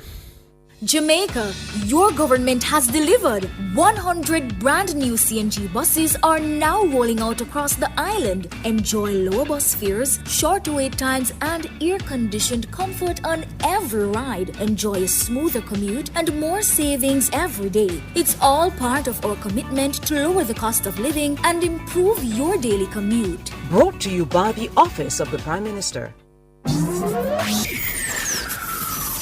Taboo topics, Bulletins after dark, riveting discussions, celebrity news and interviews, topics that are shunned by society, and everything else in between. Boyatings After Dark with Kareem Boyatings each and every Wednesday, 8 to 11 p.m. Boyatings After Dark. No topic is too taboo or hard to discuss. Come get your mind blown and your curiosity explored. Boyatings After Dark. Are you ready to turn your sales and marketing skills into high earnings? Nationwide 90 FM is searching for business development executives to help us grow our business and build lasting client relationships. If you have experience across all stages of the sales cycle and possess strong communication, negotiation, and time management skills with a proven sales track record, this opportunity is perfect for you. Join our team and work with the top corporate brands, media agencies, and of course, our on-air personalities. Enjoy networking opportunities, professional growth, and competitive commissions. Ready to take the next step? Send your resume to hr@nationwidenewsnetwork.com today. Tune in to Nationwide 90 FM, the new revolution in media. Stay ahead of the curve with our cutting-edge reporting and accurate breaking news coverage. We're having an earthquake. Oh, God. Hear it here first on Nationwide 90 FM. Is that really ClickViews talking? Tune in, turn up the volume, and listen. We bring a mix of news, entertainment, and sports to your lives. Nationwide 90 FM's live and continuous coverage of the World Championships in Budapest, Hungary. News and discussions week mornings. Coming up in the news at 6 for this morning. Entertainment in the afternoons, then news again in the evenings. Nationwide news at this hour, fired. Also, tune in to the entertainment and sports shows in the nights and on the weekends. It is Boy Things After Dark right here on Nationwide 90 FM. Everything is news, from current affairs and entertainment to sports, business, and other categories. Nationwide 90 FM. This is Beanie Man. Give it to them. Zaga, Zen. From every whisper to every commotion. That's rubbish. The KSAMC cannot investigate itself. Was ClickViews really talking like that? Every news story unfolds here first at Nationwide 90 FM, the new revolution in media. Every sound is a story, and every story we share is news.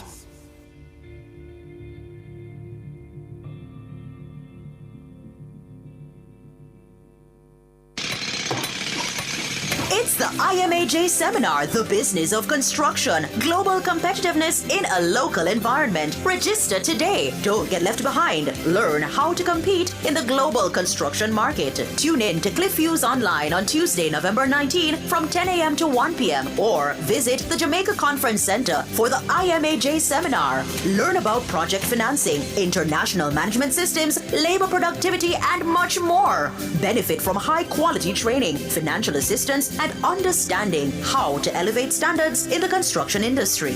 So tune in to ClickViews Online Tuesday, November 19 from 10 a.m. to 1 p.m. Catch Nationwide 90 FM broadcasting live from the IMAJ Seminar at the Jamaica Conference Center. All this and more only on Nationwide 90 FM, the new revolution in media. This broadcast is brought to you by Incorporated Master Builders Association of Jamaica.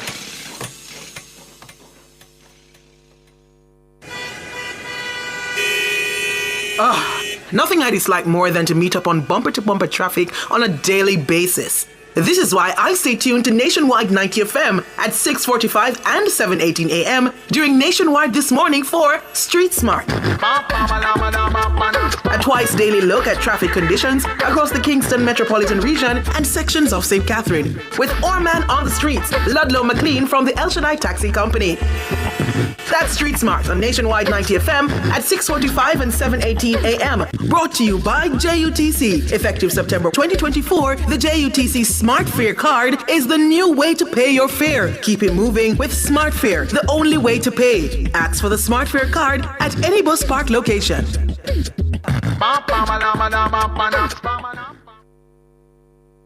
Nation's Business is brought to you by BH Paints. Paint it, love it with BH Paints.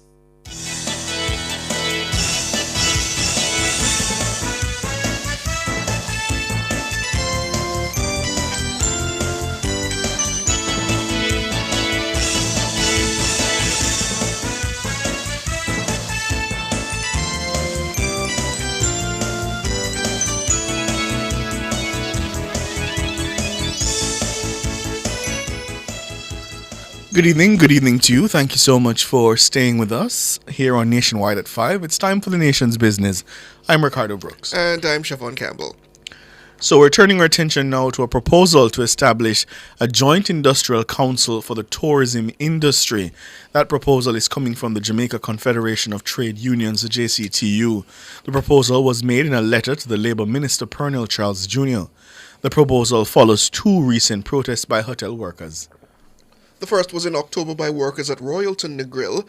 The latest was on Tuesday at Secrets in Montego Bay.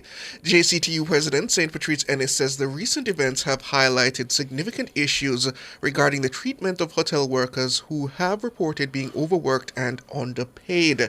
He says issues are creating distress and discontent within the workforce, directly impacting the well-being of the workers and the stability of the industry. Mr. Ennis says, beg your pardon, the proposed council could be instrumental in ensuring that hotel workers' rights are adequately protected, that fair labor practices are upheld, and that a framework for swiftly addressing disputes is developed. He joins us now. Good evening. Good evening, gentlemen. Thank you so much for joining us. Mr. Ennis, this Joint Industrial Council, considering that the country has been dependent on tourism for so long, why haven't we established something like this before? It is the way we think about organized labor, that it is an impediment or it's deleterious to capital, and it's not something that works harmoniously with capital and so on. But if we recognize collective bargaining as a fundamental right, as it is in many of the developed world, particularly in Europe, and if we recognize that workers are stakeholders and are integral to any industry, then we would better be able to see how this would in many ways alleviate some of the difficulties that we're having. We have employed this joint approach when we deal with government matters. We have employed it in the sugar industry, in the construction center, where we have GICs, our joint industrial councils. And we, from time to time, have employed it in the bauxite industry, not in a formal setting, but in terms of government unions and the representative of the owners in terms of some of the arrangements that we have had before. But we haven't done so because of this anachronistic way of thinking about labor and of thinking about how deleterious we are to the accumulation of profits and so on, and not recognizing that it is something that is necessary in terms of having stability, and it will redound to the benefit of all the stakeholders. But Mr. Ennis, can you explain to our listeners how this would be different from the Industrial Disputes Tribunal, which has the overarching responsibility to mediate these kinds of matters? Sure. The Industrial Disputes Tribunal is there to resolve disputes. It's to resolve matter when they reach a stage when they become disputatious. What we're proposing is something that will prevent that sort of activity, where the workers are able to sit at the table, state exactly what their concerns are. The representative of management will be there, and that we take industrial strife or industrial action off the table, and we recognize each other's fears, and we do set the parameters within which we will operate, and that is done by the sides agreeing. And the government will be the steady hand there in terms of, maybe as I indicated in my letter, by way of the JTB or any other body that it so desires, to make sure that the parties act in true with respect to what we would agree upon, because the interest and the objective is that we, in order to have labor, we must have capital. We understand this significant import of the tourism sector being one of our, if not our major foreign exchange earner. We just can't do without at this time. So the long and short of it is that the Industrial Disputes Tribunal is to resolve disputes when they come to the fore. That means the action has already been taken, the grievances already has taken place, relations have soured, and there's no alternative but to resort to some form of action or come to some form of protestation. We are saying set up the mechanism where we avoid those things. Mm-hmm. And Mr. Ennis, what's some of the feedback you get? That's fine. Are you okay? Yes. What's some of the feedback you've gotten from hotel workers in terms of the challenges they're facing? Well, as reported, what has been happening is one, the fixed-term contracts, which makes their tenure or security of tenure very, unstable. They are unable to plan. They are unable to predict what is going to happen next year, the months, and so on. Make them also unafraid. Make them afraid to say exactly what is on their mind because of the sort of the insecurity of their jobs. Also, in addition to that, the working conditions, their work without payment for overtime, the rationing of meals, nobody or any professional body really to resolve their disputes, to really treat them with the respect that they believe they deserve, and indeed labor deserve. Those are the sort of conditions among many that the workers have complained of. And we know that it is much easier to have a representative body to speak on your behalf, and that more than when a worker who is going to line up against capital to speak freely in that regard. And that's an interesting point, Mr. Ennis. Is it that the workers in the tourism industries lack a union? In large part, that is the question. But what we're advocating is not just a union, because what we don't want is unions or this company advocating that it is paying better than this one over here, and the competition, and the unions competing with each other, workers competing. What we want is some stability. We want some harmonization in what are standard practices that each of the party can observe and say this is fair and equitable. And we don't want this sort of chaotic arrangement. So the industry, all the players, they set the parameter. What is standard? What is it that they can live with? I mean, it may not be agree on, not everybody can agree 100% with what is there, but you will have compromises on all sides. And instead of having this kind of competition, we will have the parties sit down and set the parameters, and that will make it a little bit different from an individual union here, an individual union there, and that sort of thing. I hear you, Mr. Ennis, but the reason why I asked why do these workers not have a union, because even in a situation like that, without the power of collective bargaining at their backs, these workers tend to have very little push when you're putting them up against the hoteliers, even when they have the backing of, say, the government also sitting in the room. Well, that is true. And that is why you need a collective body with respect to organized labor, because, as you quite correctly state, it is really difficult for one individual to be trying to position himself as a bargaining agent for his own contract of employment. And that is why we have to do it on a collective basis. And it would be even stronger if we organize on an industry-wide basis. And so that is where where they get the real legitimacy from. In terms of it would be an industry-wide basis, it would be that we would be setting reasonable standard for the industry, for all the workers and the owners and government, and so that there is predictability, there is stability, as we have done it in the construction sector through its JIC in establishing proper rates, proper working conditions, what is expected, and ways and means of resolving disputes or settling grievances before they reach a stage of industrial action or industrial strife. Right. And I further would like to ask that what has been the input of the hoteliers and the owners of those businesses in terms of responding to such a request for industrial council? Well, we have not heard from them directly. I know there are some efforts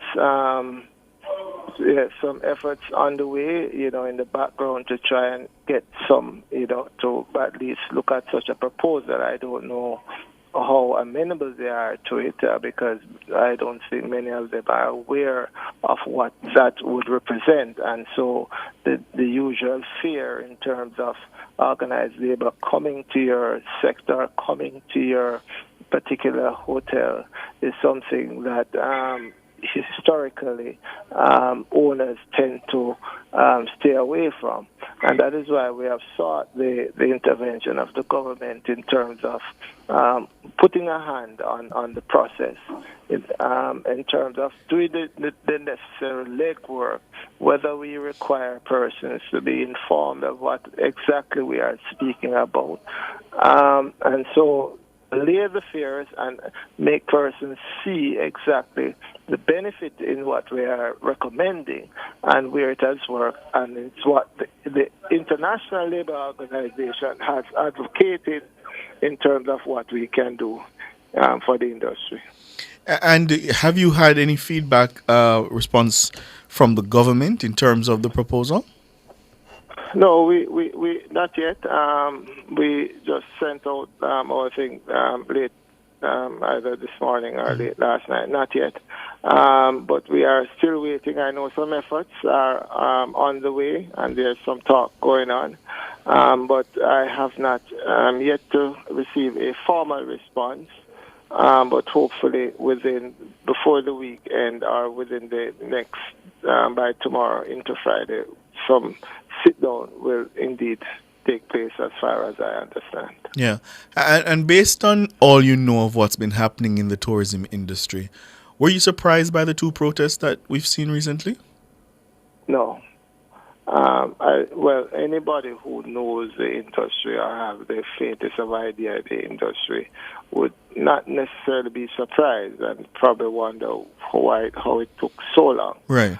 What we are saying is that instead of these things happening, one at Royalton and as you reported at Secrets just now, I mean, there is no guarantee that you won't have more happening because the conditions at the other hotels are not dissimilar from what obtains at these two hotels. And so that is why we say an intervention is necessary to provide that sort of stability for this important a market.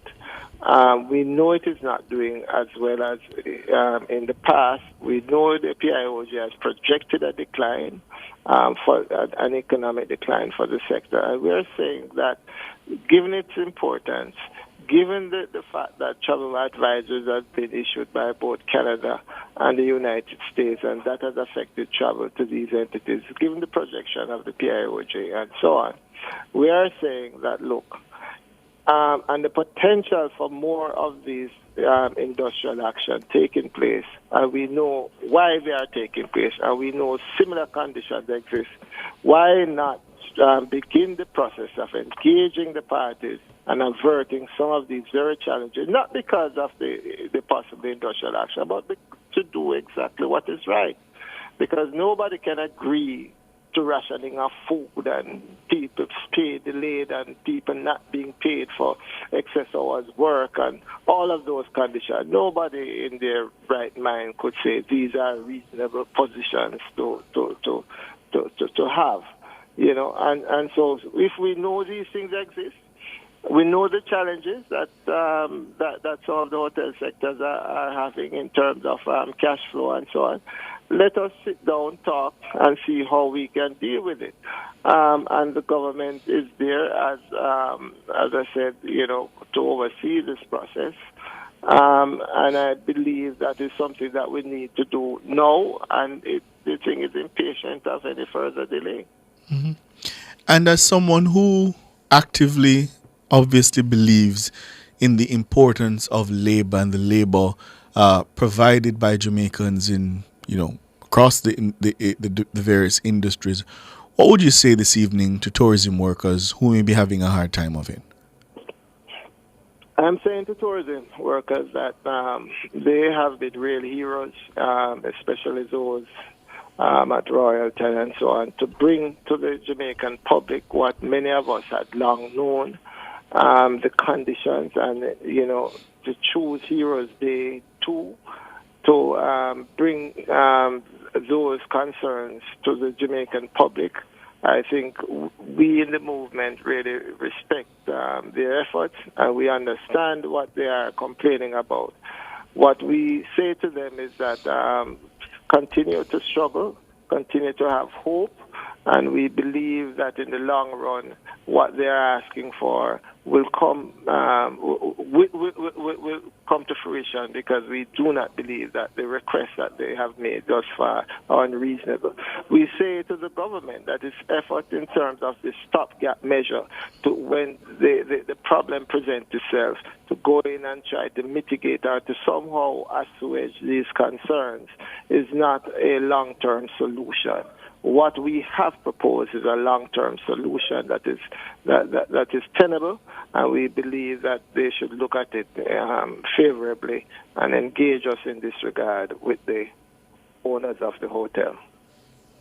But certainly, Mr. Ennis, you can sense that there might be a bit of pushback on the part of the hoteliers and a bit of hesitance on the part of the government in terms of essentially rocking the tourism boat that the economy responds on. Do you not sense that possibility? You tell me why. Because they've got comfortable operating in such a way to make their profits, and I don't know if the government is willing to poke the bear in the eye, so to speak. The government's first obligation is to its people, and we do not have the tourism sector just to make tourists feel good. We have the tourism sector to make sure that it also adds as a useful fillip to the improvement of the lives of Jamaicans and the country, the workers, and by extension the country at large. It is not there to make the foreigners or just the visitors have a good time, or else nobody will take it seriously. It must redound to the benefit of the country, and the main objective of any government is to look after its people. And if its people are crying out, it must listen. And we believe they are crying out, and they couldn't make it any clearer. And to ignore it is at their peril. Also, not just to the government, but also to the owners, because these people have to interact, have to interface with the visitors. Now, you want people, this is a service industry. Do you want where people have to have good customer relations, have to interface with the visitors daily? What sort of mood, what sort of reaction you want these people to have if they are so disgruntled and unhappy? That is not a good business practice. That is not sustainable. When we train them and so on, we need to retain them. We need to retain good workers. We need to retain people who we have invested in, to make sure that the product that we are offering is of the highest standard. What we are suggesting is ways and means how we can maintain that. That is just a sensible way to approach it. We need to look at why is it, despite some of the challenges and the hurricane, we are not performing the way we are. Maybe it has something to do with how we treat our workers. So let us put everything on the table and look and examine, because they are important stakeholders in the sector, and we need to give them the respect and the regard that they deserve. St. Patrice Ennis, President of the Jamaica Confederation of Trade Unions. We know you have to leave us now. Thank you so much for your time. We really appreciate it. You're most welcome, my brother. Yeah, man. Have a good one. The eternal tug of war of labor and capital, and how the government is supposed to intercede in the middle to address the balance when it goes awry. It's quite interesting to see. I agree the tourism industry has been too extractive for our country for a very long period of time, and I would like to see how we can address that and still maintain the viability of our tourism product here in Jamaica. So it will be yet to see in the coming days. Yeah, I mean, some of the claims we're hearing from the workers who've been protesting, I mean, they're shameful. I think I heard from rationing of food. I would still like to wrap my head around what that actually means. And the folks at Secrets, I think they were saying they're paid less than $2 per hour. Could that be true? I mean, some of the claims just seem outrageous and outlandish that you really wonder if some of it is true. As you said, rationing of food. What does that even mean? Do you get a ration for breakfast, another ration for lunch? Is that what that means? So it really requires, as you said, the right balance, to find the right balance. But again, as you rightly put the question to Mr. Ennis, will the government want to poke the big bear that is tourism in the eye? Yeah. Well, because we rely on it. Exactly. And I can see on the part of the owners that it's a seasonal business. So the ability to employ somebody all year round when you know there will be periods when you're well below capacity. Is that still true? I mean, yeah, obviously you have times when the capacity is higher, but is it still a seasonal business though, you think? I believe so. Oh, I mean, unless you're saying if you're not in the peak. Yes, you have your peak in the winter tourism season, and you have other off periods. In the off periods, that's when I think they should diversify their business and make available offerings to locals. At reduced prices, but then like I said, then if we offer reduced prices, how are we supposed to maintain? As I said, it's quite the interesting tug of war, but I still believe that it is to the detriment of Jamaicans in terms of a very exploitative system, where we essentially bring down the foreigners who make all the money, and the people who are left here don't really earn much out of the industry. Time now for Think Like a Stockbroker. Siobhan Campbell sits down with representatives of Sagicor.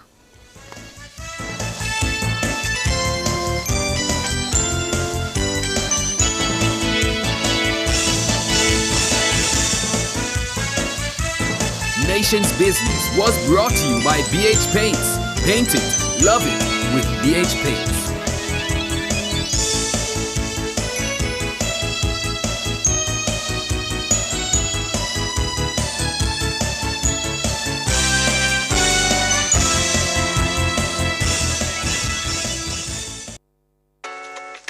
Some see the glass half empty, others see the glass half full. You check if there's water in the tap, because smart investors think ahead. This is Sagicor Investments. Think like a stockbroker, giving you a clearer perspective on the investment markets. Welcome, listeners and viewers, to another episode of Think Like a Stockbroker, where we give you the insights you need to navigate the market. Joining me again for this week's episode is Assistant Vice President at Sagicor Investments for Research and Strategy, Jody and Aris. Good afternoon, Jody. How are you doing? Good afternoon, Siobhan. I'm doing quite well. How are you? Doing quite wonderful myself. But before we get into this week, we have to do our normal recap. Last week, we talked about fiscal policy and how that impacts the economy and listed companies. Just give us a quick recap on that topic. Definitely. So fiscal policy, as we think about it generally, you think of taxes, government revenue, how is it that government is funding their operations? And in that thought also comes how is debt being handled? Because the government, as we know, does borrow to help in terms of offsetting, in terms of expenses that they do have. So, I mean, everything in the economy tends to connect. And so if it is that there's something that is positive or negative happening in terms of your fiscal management, it could have impact for listed companies because they are part of the same economy that the fiscal management is happening for. And if you think about debt management, if it is that a government has to tap in quite a bit into borrowing, then it means that there is no funds that are going to government that could be going to productive activities that private sector could be using, which are those listed companies could be using. As well as what you'd also have to keep in mind is that when government borrows, the rate at which they borrow, it means that for a listed company, if they're going to borrow, they have to then be a bit above that because government is considered safe, and so you're more risky, so you'd have to be a premium that's added. And if it is that government is having strenuous debt issues, then it means that they have to be borrowing at higher rates, and that therefore impacts the rates at which listed companies can borrow. And as we have discussed, borrowing for listed companies is impacted in terms of how your net profit is, because you have to be taking from profit to pay out in terms of your overall finance costs. So there is an impact that government fiscal management does have on the economy. And I think as we go into more of this year, as it is that we become a little bit more looser in terms of our monetary policy, we're going to be seeing quite a bit more focus or discussion surrounding fiscal policy, because governments are now required in this period of time, now that there is now somewhat of a loose accommodative monetary policy, that they on the fiscal side may now need to take a little bit of a tighter rein in terms of how it is that they rebuild buffers, how it is that they prepare for anything that is likely to come in terms of going forward in economic conditions. And where could we turn to? Is there any document that we could look to for some insights into what the government's fiscal policy is, either here locally or overseas? So most central governments would have some sort of a website, and there are general rules that guide in terms of how things happen and operate. So for us, we have the fiscal policy rules. We'd also have committees that are guiding how it is that things are. So they act somewhat as a policing of sort to make sure that the rules are being followed. So for us, we do have an debt management strategies done every 3 years. So there are guidelines in which governments do operate. So there is information that you could find that will tell you what it is that a government is allowed to do, and if it is that they want allowance to do something, how is it that they go about doing something like that. And if you think about, for example, in the US market, last year there were periods of caution when it is that you heard a notice coming out that, the government is facing shutdown if it is that they don't raise the debt ceiling. They wouldn't be able to pay workers, and, they have to do it by X date, and that would have had some impacts. I mean, you may not necessarily see right away that, the stock markets would have fallen or prices would have fallen, but there was a bit of volatility. There was a little bit of nervousness in both bond and equities markets every time we had that sort of a discussion or announcement that came around. So you do see the impact that it has right across. We had quite a seismic shift last week. There's going to be a new administration in the White House in the United States. President-elect Donald Trump is set to take over in January. And there were other changes as well in terms of federal cuts at the Federal Reserve in the United States. Just give us an understanding as to how now this could shape how we invest. It's quite interesting, and as I said, it was an eventful week. And what we do know, as we have discussed prior to, I think when we were looking at the UK elections in season 1 and the Mexican elections, is that the markets react to policy. And so what the markets would react to is there going to be a shift in policies based on a change in the administration? And when we look at the US markets, we know that, they were running on 2 different platforms in terms of the 2 political parties. One was for a little bit more allowance in terms of tax. One was for a little bit more stringent nature in terms of tax. And so with the Republican Party, edging out as winner in this current election, that would have had an overall positive impact for corporate. And so we'd have noticed that right away, right after the election, there was a jump in terms of the US equities market, because you're looking on and say if there's going to be looser policies, then corporates are going to have a little bit more remaining for shareholders. They're not going to be paying out as much for taxes. The other thing you want to look at in terms of the policies is there a specific sector that's going to be impacted, whether negatively or positively? Are there certain types of companies that are going to be impacted? Are they going to be impacting mature companies? Are there going to be negative impacts on small cap companies? And what we saw in the US market following the election is that there was an upward movement for companies in the financial space.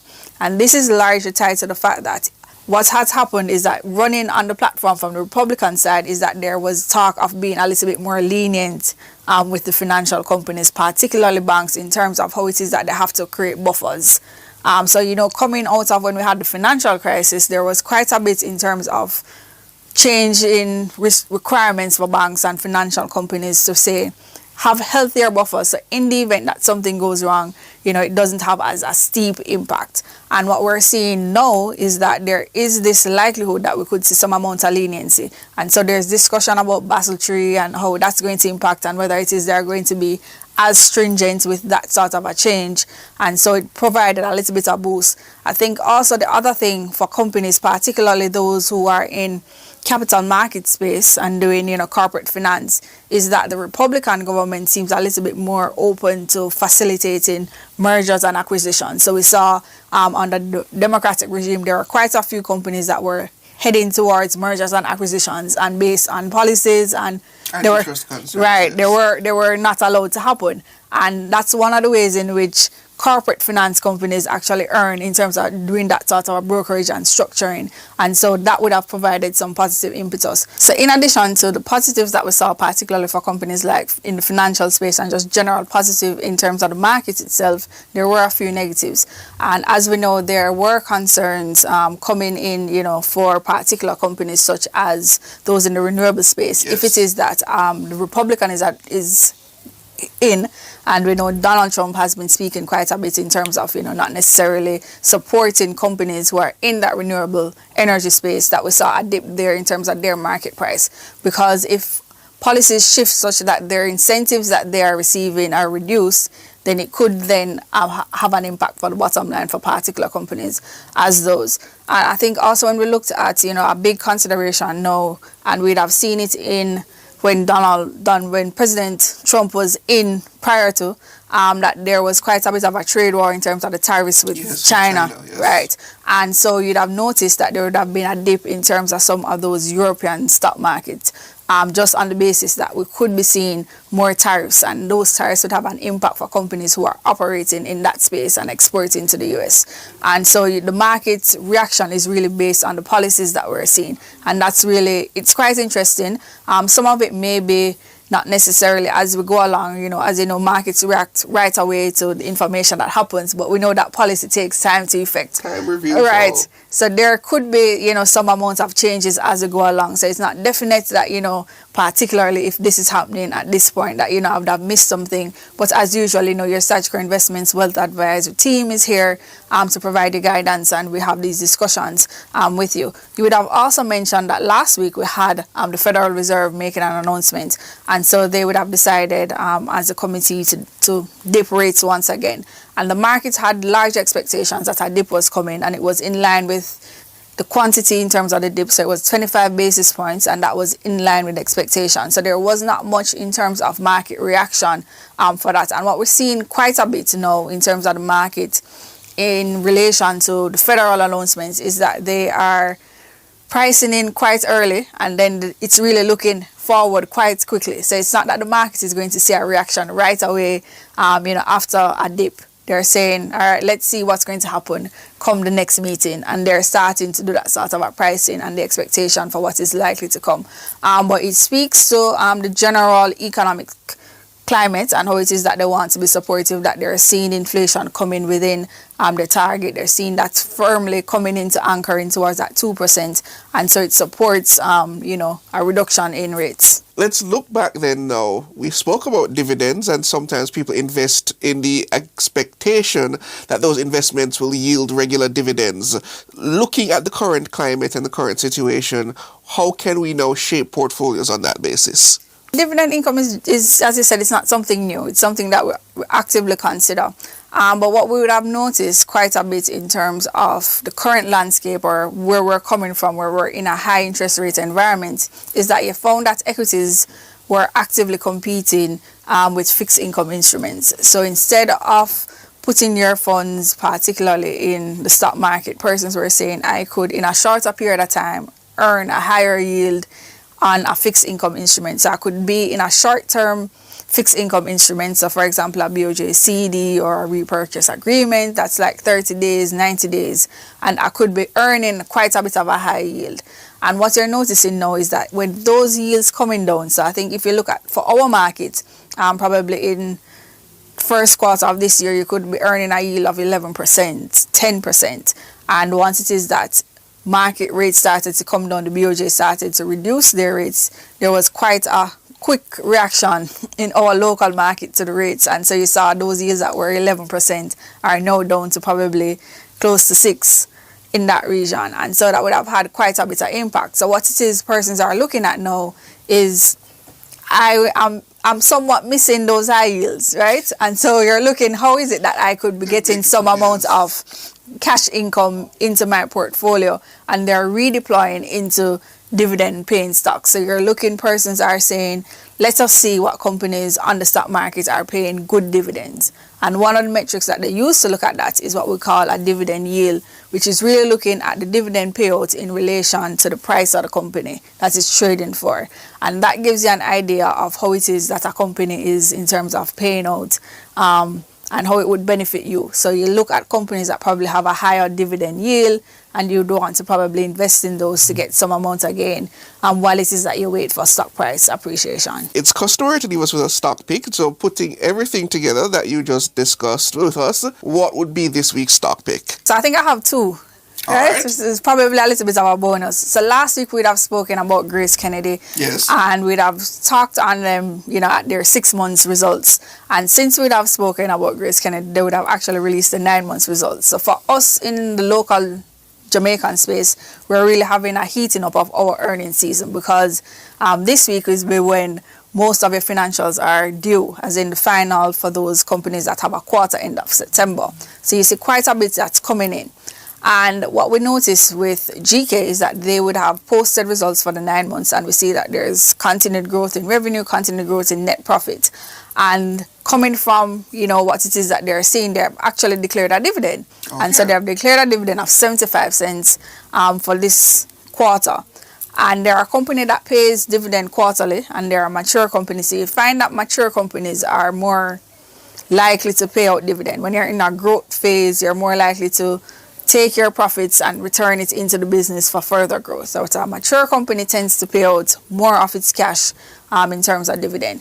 And we'd have noticed with GK, and 75 cents I think is probably the highest payout it has done in a while. I think we'd have seen probably last year they were like 45 cents, 55 cents. I think they did a 65 cents at some point. And so 75 cents, when you look at it, is a decent dividend payout for a company. And so, having recommended GK last week, and we're saying it's a company that you could look at, what it provides is an opportunity to have some amount of cash income coming in while it is that you're waiting to see if a company could then appreciate in price, because our estimation is it's a company that values more than it is currently trading at, and so there's a potential upside in terms of price appreciation. But that price appreciation upside that we are projecting is really 12 months out. Okay. But while you wait for that 12-month period, for it to possibly materialize, you could be earning some amount of dividend income. And I just wanted to touch back on that, seeing that we'd have spoken about dividend, and we spoke about it last week, and there was a quick update in terms of their results. But our official pick for this week is actually Lasco Distributors Limited.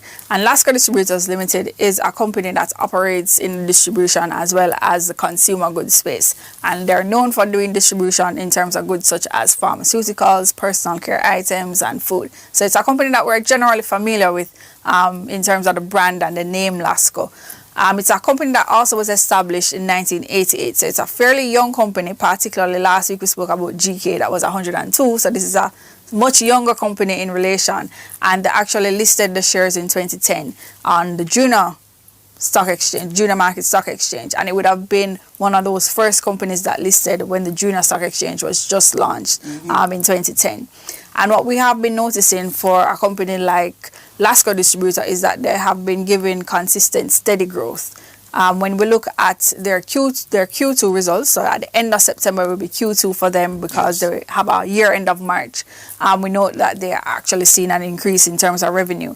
And this has been driven by increased exports as well as increase in terms of the pharmaceutical division. And last week we'd have touched on the importance of a company having regional diversification. So our growth in exports is actually good, because it means that a company is diversifying and it's now expanding to other regions. So in terms of if there's impact on one market or in one economy that's weighing, it could also on the other end from other economies, if it's growing in terms of regional diversification, have a buffer in that space.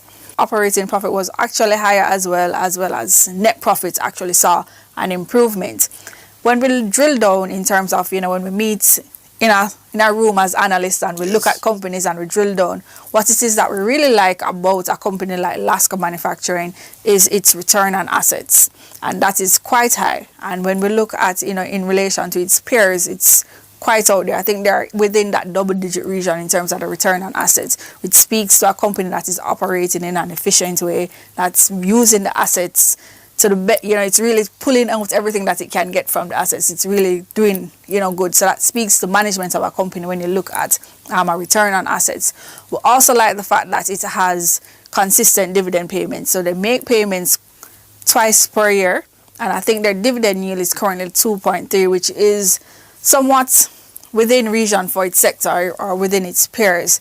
But also really strikingly for Lasco distributors is the level of low borrowing that it has. So it means that when you look at their balance sheet, there is not much debt that the company holds. And this means if the company has, that little debt, then it means that what's coming back is really coming back to shareholders. It's not going back to pay any sort of borrowings. And that is really good for particularly when we look at companies as investors. And, we really recommend it as a company that we see that has been consistently growing. And even though a dividend yield of 2% may be like, oh, that sounds really small. That's the dividend yield currently when you look at the last 12 months relative to price. But if it is that you had held this stock at the point of listing or from 2011 thereabout, you would have actually be looking at a yield over that period of 6%. So that is actually, when it is that we think about equities, you're thinking of a long-term play. You're not necessarily thinking, right. And so you're looking at how it is that you'd benefit over a period of time. And what you'd get back in terms of dividend would actually be about a third of your principal investment over that period of time. And so it points to how, a company that is consistently growing, has been doing expansion, has benefited in terms of those expansion, making sure that they're putting out in terms of what it is that they're giving back to shareholders, they're effectively or efficiently using assets. We'd have issued a recommendation from sometime in 2023 and we still hold that recommendation. We're looking to see that there could be some amount of upside in terms of the price movement, and it also participates in development of new products and entering new markets, and so that actually also adds to our company. But as usual, Lasco Distributors is just one of the companies that we would have assessed and looked at Surgical Investments in terms of at our research department, and you may reach out to our Surgical Investments wealth advisor for further details on either Lasco Distributors or any of the other stocks locally or even on the international market for a discussion. And that's where we wrap up for this week, listeners and viewers. Thank you for joining us, and please join us again next week, same time. That was Sagicor Investments. Think like a stockbroker. Smart investors think ahead. Join us on Nationwide 90 FM, Wednesdays at 7 p.m. for Sagicor Investments. Think like a stockbroker.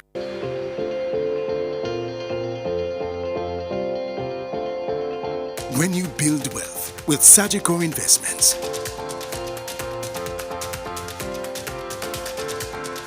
you never have to settle for less than your dreams. Call 888-SAGICOR to speak with a wealth advisor so Sagicor Investments can help you create, grow, and preserve your wealth.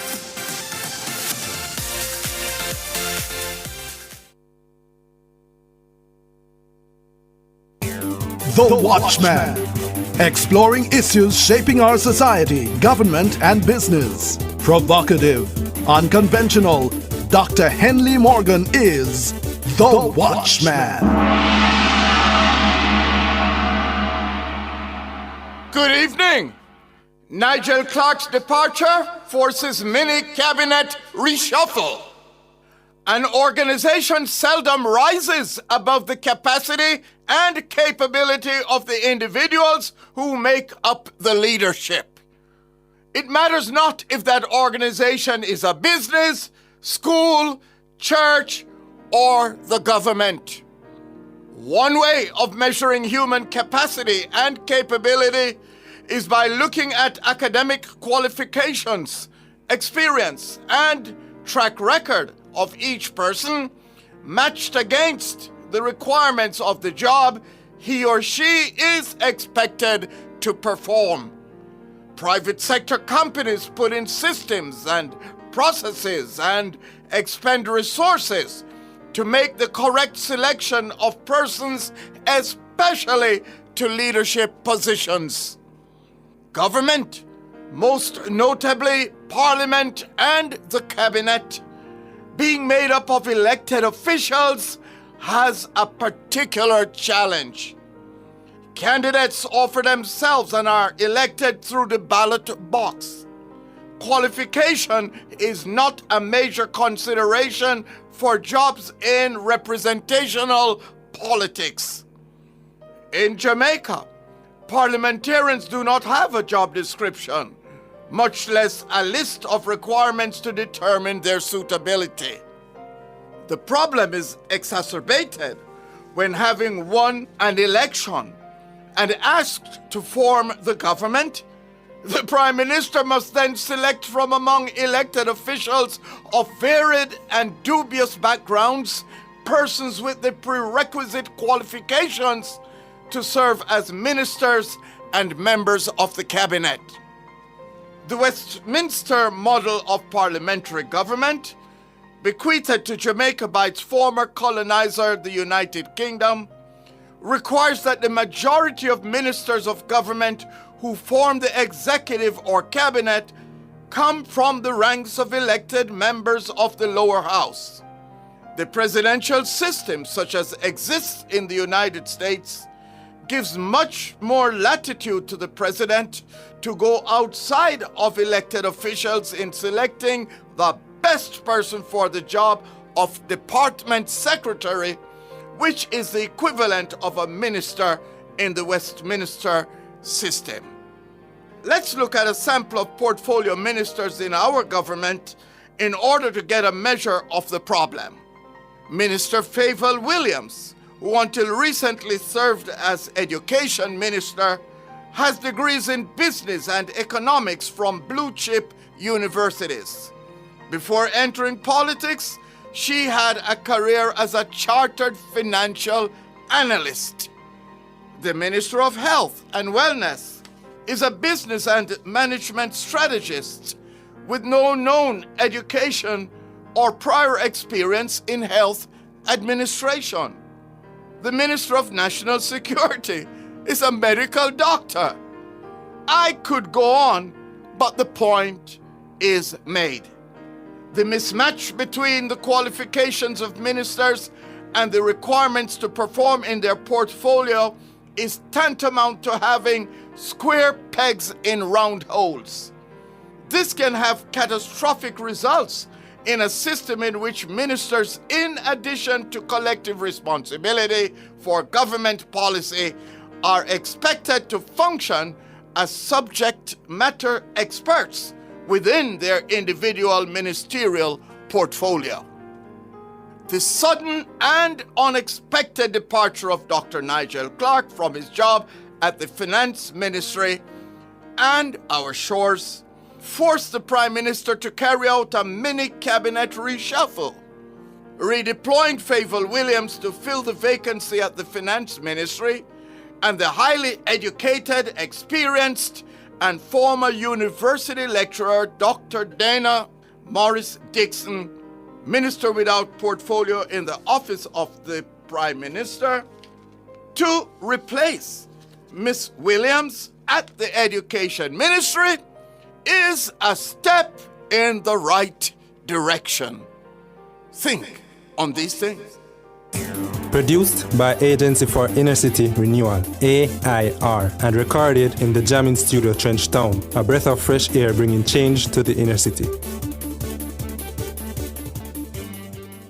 Charles O'Connor Consulting Network, COCN, is a financial reporting firm that delivers accounting and compliance services on time. Call us today at 876-908-0486-7. Email us at clientservices@cocnjamaica.com or visit our website at www.cocnjamaica.com.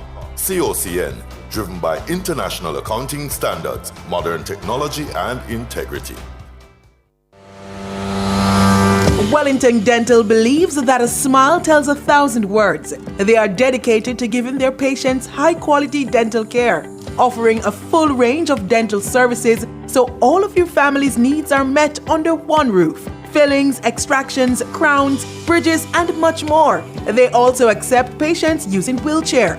Visit Wellington Dental, 57 Wellington Street, Spanish Town's premier dental provider. Call them today at 876-749-3515.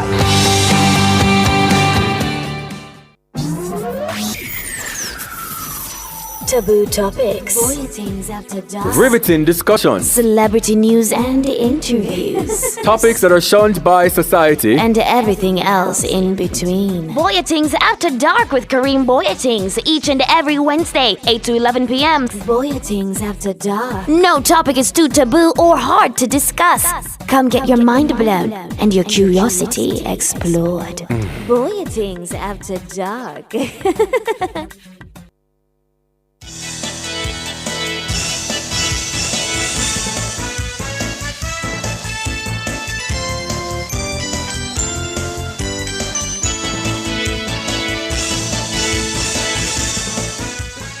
Welcome back, listeners and viewers. We're going to be taking your calls. The numbers are 630-937-124 and 618-8255. But before we go to the lines, I just want to give a quick shout out to the 31st annual Roman Catholic Mandeville Art Fair for 2024. That's going to be held at the St. John Bosco Auditorium in Hatfield.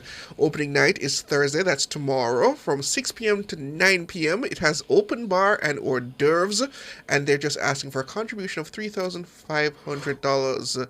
However, the open house viewing is free admission, and that's on Friday 15th, 9 a.m. to 6 p.m. and Saturday, November 16th from 10 a.m. to 5 p.m. So go out and give your support to the Roman Catholic Mandeville Art Fair in 2024 at the St. John Bosco Auditorium in Hatfield.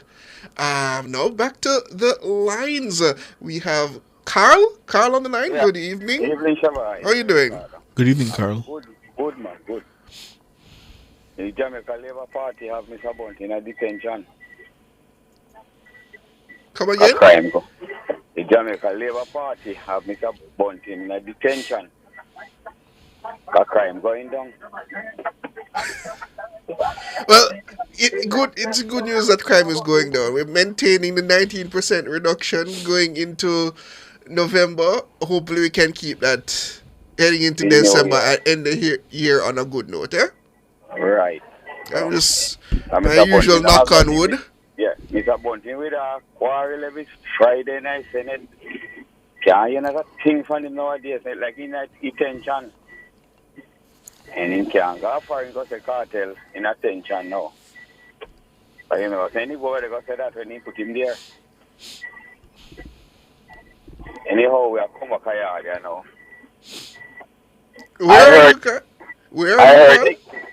I heard Nickel this evening, and Nickel was sitting inside the parliament when Peter was there, Peter Philip. When Omar Davis direct people business and has been done close the budget on a Thursday, he have to jump on a plane and go to Washington and work in 2 hands. You remember them time there? Clearly, yes.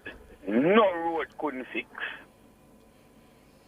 Because Omar did have to go to Washington and say he can get the money for borrow, to pay back in Tapanaris them at the high interest rate. You remember that time there? But Carl, missing point though, that we need to maintain those roads once they're fixed, because we don't want to come back to the same position where 20 years down the line the roads deteriorate to the point where they need fixing again. We all know, but you know the reason why a lot of the road them can't. Because we don't have the money. It's simply it's an inescapable fact. That is an inescapable fact.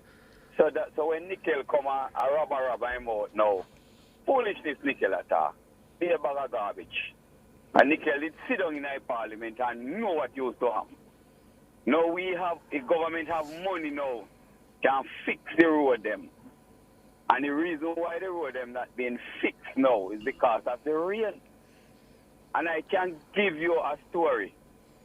Friday night, I was on my way to Westmoreland. And when you leave Middle Quarters to go to one Permanent house right out there, sir. And a night after 7, they was there. Because they have the barber green fine at the day. And if once the barber green up on the truck, it have to use, I can't return. And then I rain in a night, they have lights there. That the barber green, maybe if you pass back there anytime this week, that good as wash out. You know more about these things than me, Carl. I don't know what goes into road repairs at all. You understand? So come in, Nickel, come and chat. What he should have asked Omar, in at that time when Omar used to close the budget speech on a Thursday, as in close it, he must fly out and go out of the airport and hang out the hand.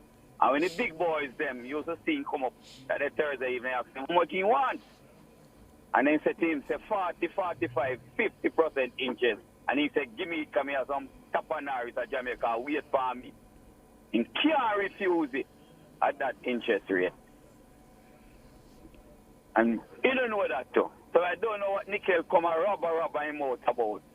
And what Nickel must look for, what Nickel himself said Friday, is that the red tape to get things done. So I don't know what Nickel rubber him out. Wait. I have to drive through it too. I own a vehicle too.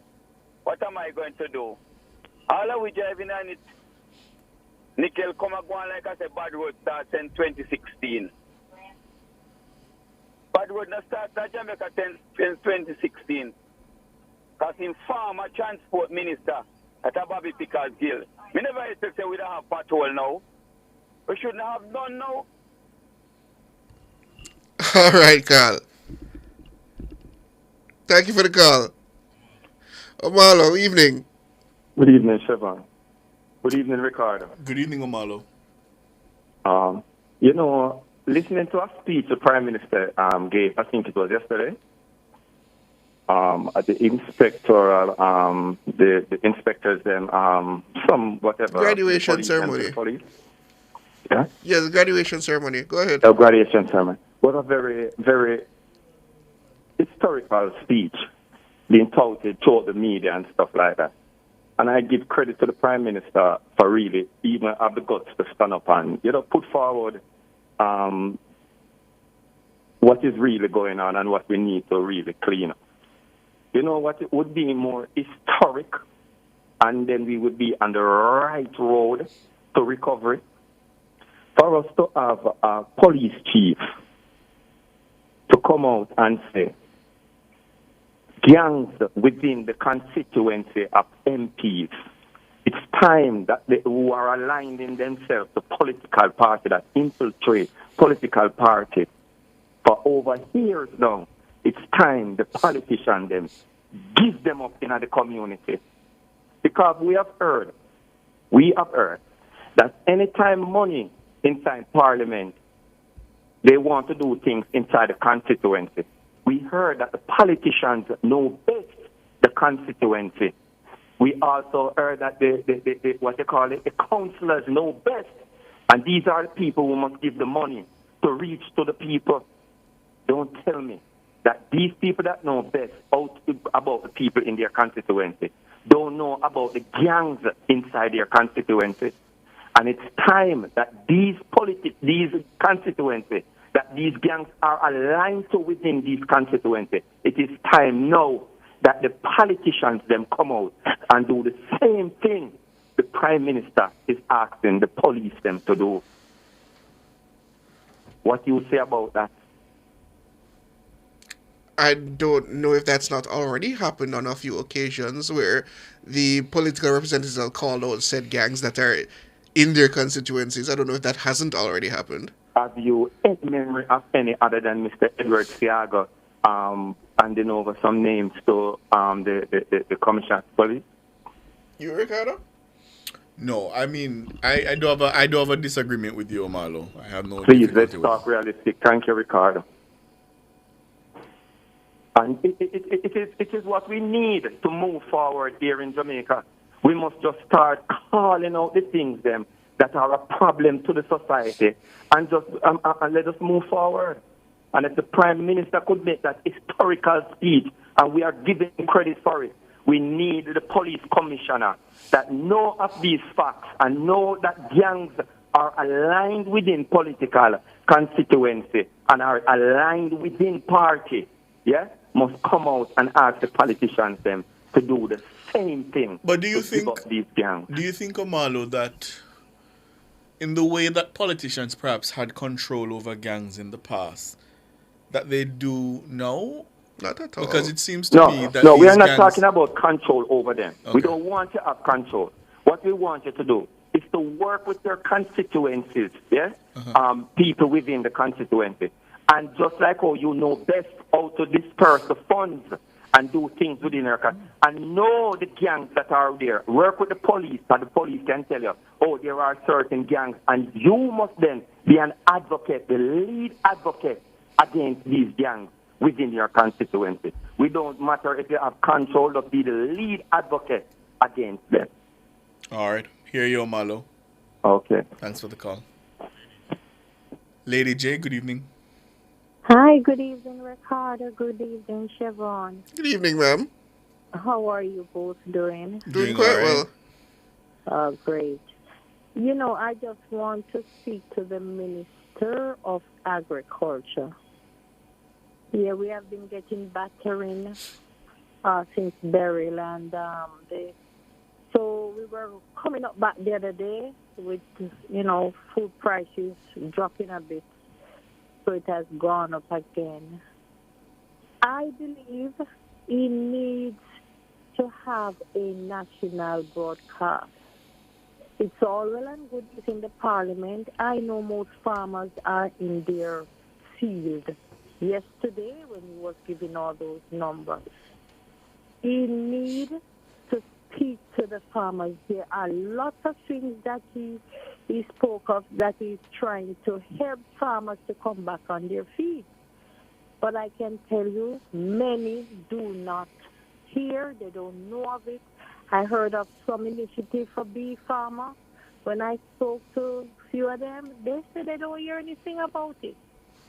What happened to national broadcast? Yeah? So that farmers can tune in on a Sunday night, yes, to hear the different things that they are doing to assist farmers to come back on their feet. It's all well and good in Parliament. It's all well and good nationwide call you up and you speak, right? But the man on the ground who needs the help are not aware that it is there available for them to get it.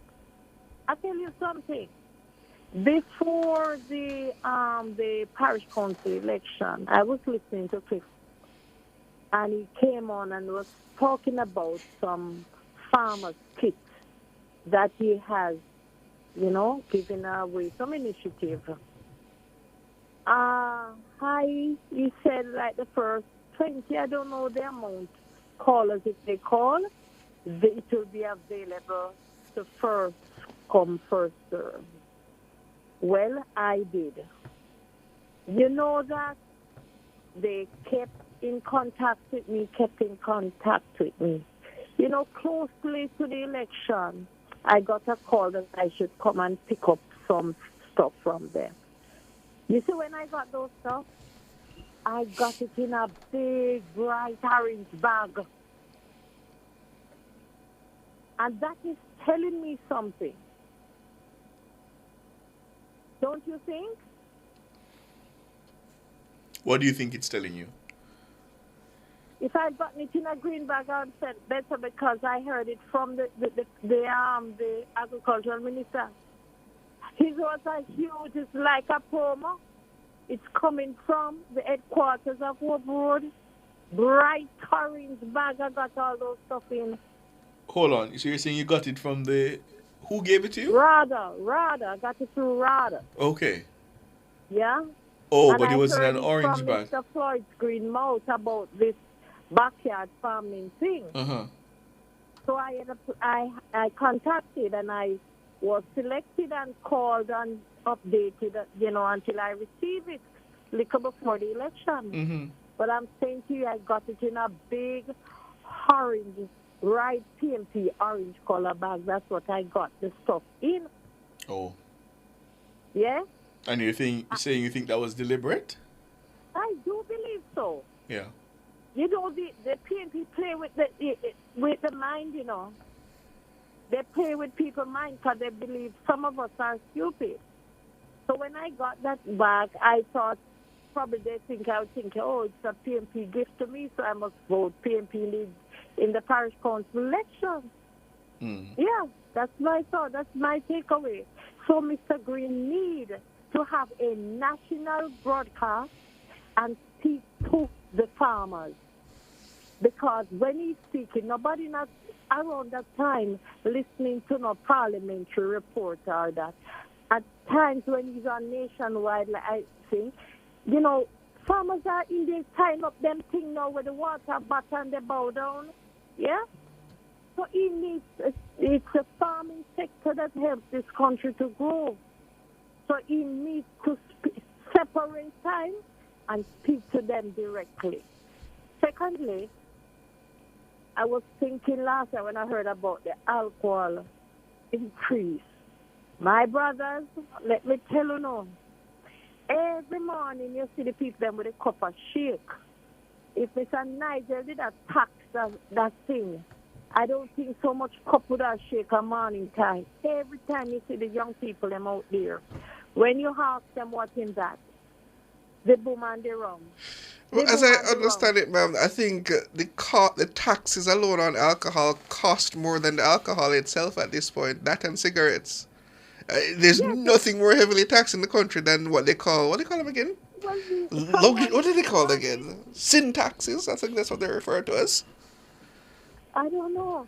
But that's some more need to, when I back in the day when the PMP in power, you know, every time budget time come around, you can look for cigarettes and rum is going to be increased. But now the young people are so involved in it. Niger should have taxed it left, right, and center, man. That's what he should have done. So I blame him for that. I hear you, Lady J, but... yes, man, I blame him for that, man. But I think the reason why you get away with taxing things like that so much is because they're considered so superfluous, and regardless of how much you tax them, people still consume them because, unfortunately, they're very addictive substances. So I don't know if taxing them is enough. Well, PMP make a habit of it back in the day.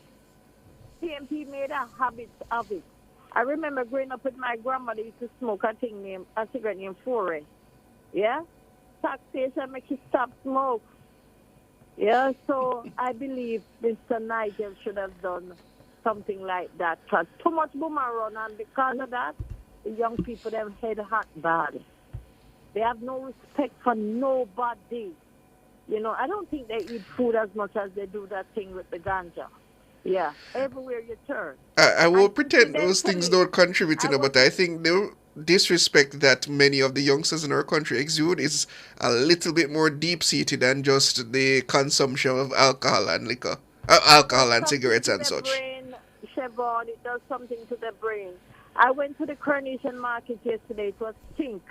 So I'm asking Mr. Hardley Garden to clean up. I hope he did it today.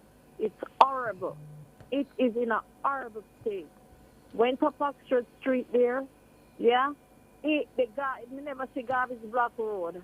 For the life of me, I wanted to take a picture, but I was scared because you know them here already how it goes. Man, the place is cleaning, man. It is nasty. It stinks. Something better can be done. So I'm putting it out there. I hear you. All right. Have a good evening. Have a good evening, ma'am. Time for a break, and we come back with your calls, listeners. The numbers are 630-937-124 and 618-8255.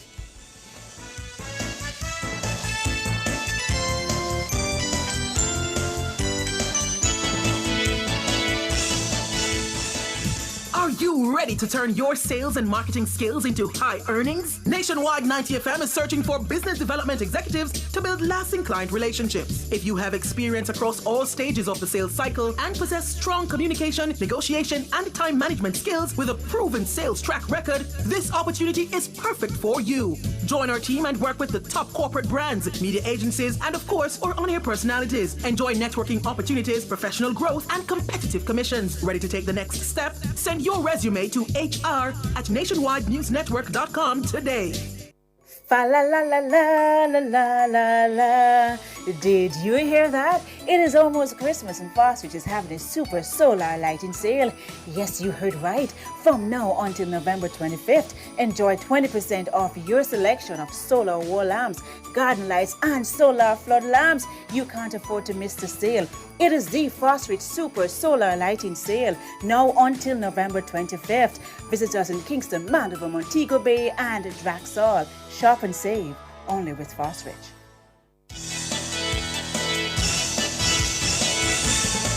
Welcome back, listeners and viewers. We're taking your calls again, 630-9371-4 and 618-8255. We have 14 minutes left. Come chat with us. Dave, you're on the line. Yes, good evening, guys. Good evening, sir.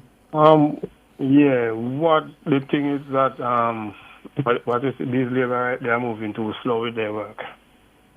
I'm talking. You're talking about the roadworks and such. Like, yes, they're moving too slow. They talk about they're doing nothing. Southwest St. Elizabeth, Flight Green is our MP, and I'm telling you, he do his work, but if you go down there and looking from the road leading from Black River Hospital, just like you fix the front part in the middle, you can't get out. The road is terrible.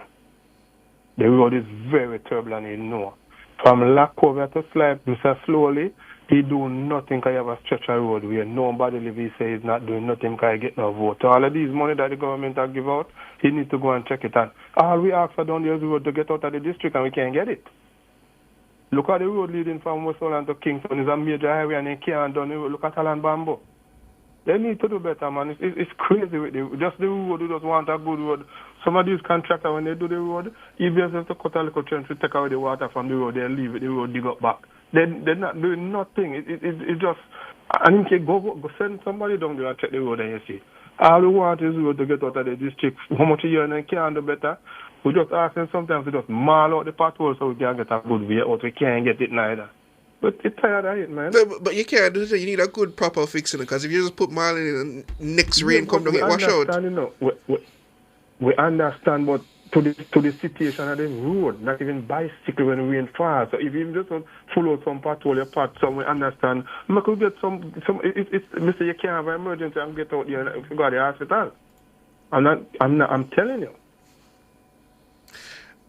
Boy, man, I hear you. It seems to be the same complaint, just the entire length of the country. Listen, me, I'm Flight Green, go on to the other side and help fix about this slowly, side. And slowly, no do nothing from Lackover going to all of this money. The government need to go down there and look at it. Flight Green do well, but I said the road is in a terrible condition, and it's been a while now. Why, sir? That is one tough one. I don't know what to tell you here, but I can see here everybody around the country calling out for get them road fixed, and there's only so much and so much money. The problem we have with them, every minute this we done nothing, and they're moving too slow. They're moving so look from February till now they can't come through and do nothing and nothing done. They're moving too slow. Do you understand the process of getting things like road work done? Huh? Do you understand the process of getting things like road work done? I know they have to wait through the agency and things, but so many years and we can't get just. When you drive your car, you look out the control, you look out, it's terrible. Okay. And it's not that you not go through there and understand. Come on, it's frustrating. Yeah. It's really tough enough. It's really tough to tell a driver who can't get mashed up cars road stay a certain way, so you be patient. I can understand the sentiment, honestly. Yeah, but we not feel like other people will come out and just look, we get a little drive out and come on, you have to can do something. We settle for really?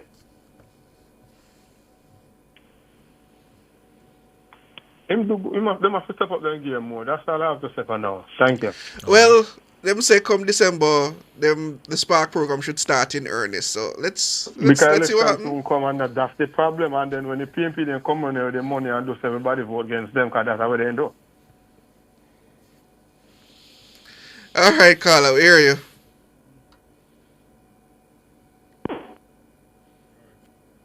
Good evening, George. Good evening. My topic is on the road also.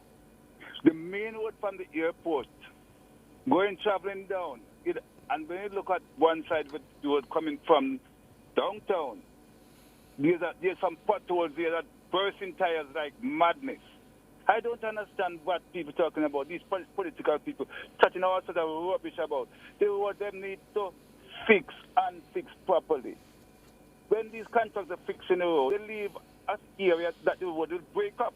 Leave that water settle on the road and it will break up in no time. I burst 2 tires on that road. Who's going to pay me for tires?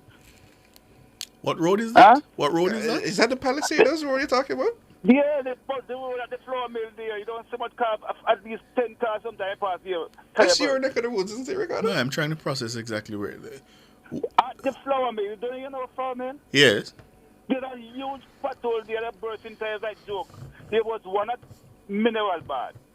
This young lady going home, teacher, and she burst 2 tires there and break for him. She have to get a worker to take it to her house. Who's going to pay for all those expenses? Right, I think I know. Right? I and think just one patrol on that stretch where heavily used trucks and cars use that road. It's not a lot of patrol. I think it takes months. I call about that road at least 6 months. They just patched it recently. And there's one that fester right now at Flower Mill. It's bursting tire every day. Right, so I think I know the one you're talking about. There is a hole there. Where? So, at Flour Mills, yes. I think like it seems that the surf. Every day you see at least 3-4 car burst tire. Oh well, I haven't seen that, but I know what you're talking. It seems that the Yes, surface of the ask road. anybody who traverse that road. I traverse. And they'll tell you. I traverse it. That road is dangerous for bursting tires.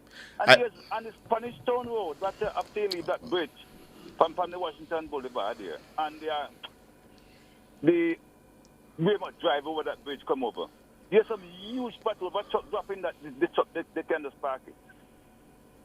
Those things you can just put some more, even if it's washed out today, you can put some more tomorrow until you're ready to fix it. Those something people need to do something about that. Yeah. You know what people turn off and vote in any political parties. 6% are not voting because these political people who line to a party come and tell you, oh, this and that to back up their party. It's for just all nonsense. We're paying gas tax and we can't get the road to fix. They will do some repair. You can't continue like that and just 5-6 years after they say, oh, we're going to fix some road. It can't work.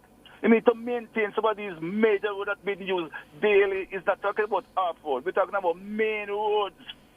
The Spanish Town Road that used morning and evening every day. The airport road. You know what tire burst on those roads? I burst 2 tires there already. Who paid me for that, for those tires? It's wickedness, man. When you burst 2 tires, you can't even send your children to school the following day. And if you're not going to go to work or take something, go to work. This is crazy. Absolute madness, this. And then Prime Minister and also the Prime Minister come talk about nonsense about fixing this and fixing that. So the road they need to maintain. So the major road that is being heavily used. We're not talking about some half road. We're talking about road that you're driving at 45, 50 kilo. We're not talking about a small road that you drive 5 and 10 because you have a lot of cars. If everybody to drive 5 and 10, we will never get to work on these major roads. There's one at Mountain View going up to Excelsior. You know how long that one dig out there? At Munster Road. You know about it? I was trying to tell you that I traverse the area every day, so I know the one that you're talking about at Flour Mills. And some more, you need to put some more in it for a time. After somebody throws some more and it was okay for a while and it was sure. All they need is keep putting something there until they fix it. Yes. It's back up the traffic all the way down to Mountain View, almost down to the stoplight sometime in the morning. That's Favourable Williams' constituency, East St. Andrew. I'm not talking about who. What needs to be done, the council or somebody needs to just put some more light and keep watching that until they can fix it. We're wasting gas, we're wasting time, people getting so upset, stressful. This is dangerous for the country. This is not good. And people come in and jump in and talk about politics, and who is better and who is better. That's not the problem. What we need is to get the country moving. We can't be having these things happening and people getting so upset, can't send them to school. This lady there, 2 tire bursts, rim bursts up. This is madness. And it's main road. This is not half road, you know. Like a Francis Avenue off Mountain View, where you know so you have to drive at least 5 miles an hour or so. And negotiate. You can't be driving 5 miles an hour going up Mountain View. When are you going to reach? All right. And people talking also the nonsense in this country. This is not badness. All right, thank you for the call. Stone Road is a heavily used road. It needs to fix. All right, my We're brother. not talking about the half roads, them. We hear you, George. We hear you, man. And when you look at the road coming from the airport. George, you're repeating yourself now. We heard you. We heard you. I'm talking about that. I'm talking about the water cycle on the road now. Oh, okay. Oh, another thing. Okay. Right before you get to Ruby's there, the water always cycle there. People swaying away from the water. And look where the sea is. It can just run over. Nobody's been doing a thing that the public can get to work and people get to school. People slowing down and trying to make one lane there.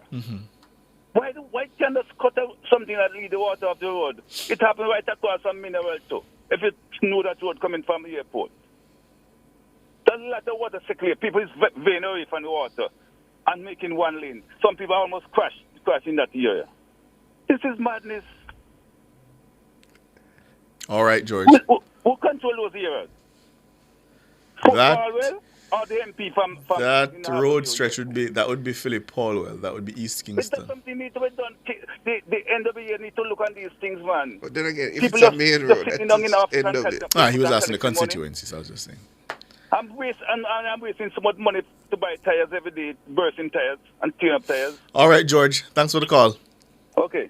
I will say, though, there is a pothole at Flour Mills. He's right, because just this morning, I was being taken over, incidentally, by someone who works in the state apparatus. And it fell into the pothole, and I said, "You didn't see that hole?" And the response to me was, "What do you want me to do? Swerve into the other lane of coming traffic?" But I think if people... Well, I don't want to say if people drive slower, because, I suppose it has a speed limit, and the hole shouldn't be there. So what it seems like, Siobhan, is that the surface of the road has been eroded. And so it's not quite a hole, but there are sharp edges on the... let's call it an indentation, if you know what I mean. Yeah. And so, yes, you're dropping there. The one on Mountain View, though, going up, just before Excelsior at Munster Road, they one day did it for a while, and that is a pothole. It's deep. It has multiple parts. He's right about that one. And you do have to slow down to almost a crawl to go over it, or you have to go over to the other lane and go around it. And in the mornings, especially if you are going up in the early morning traffic, because Excelsior is right there, so there's already some congestion, it creates a almighty line going down Mountain View Avenue. So he's right about that. I don't know about Spanish Town Road. I don't drive on that one. But definitely at Flour Mills, that's true. Definitely at Mountain View, that is true. And the water settling on the road, absolutely true. So, yeah. Boy, I think sometimes people like that, they just need to vent. I agree. Sometimes you just need to... it's frustrating. It's true. It's frustrating. And you're dropping in the hole left, right, and center. You just are dropping a hole. It's frustrating. I can understand that. Yeah. That's all the time we have this evening. Dana Davy, salute. Miss Davy, I was salute. Oh, okay. Oh, you're on the phone. Oh, I was telling you that we're signing off now, and I was saying that you did a good job. You can hear the sign off. Okay, great. So Dana Davy, hardworking producer. Damian Cunningham is the man behind the controls tonight. Thank you, sir. Our colleagues in the newsroom, led by editor Cara Powell, the best in the business. Our contributors, our sponsors, and you, our valued listeners, we appreciate you. I'm Ricardo Brooks. And I'm Siobhan Campbell. Mikhail says I should do 3 sit-ups. Let's leave it for Friday now. Me and Ricardo going to do a sit-up competition. Why are you volunteering me for things? Ricardo, what are you for doing? Why are you volunteering me for things? Good night, listeners.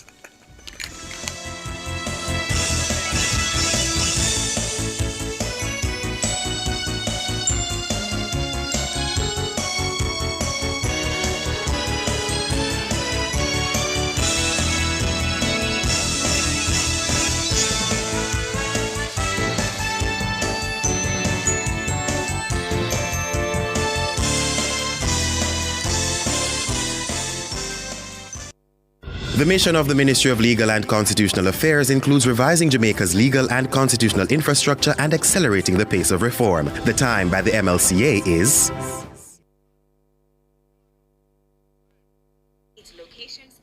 A minute after 8.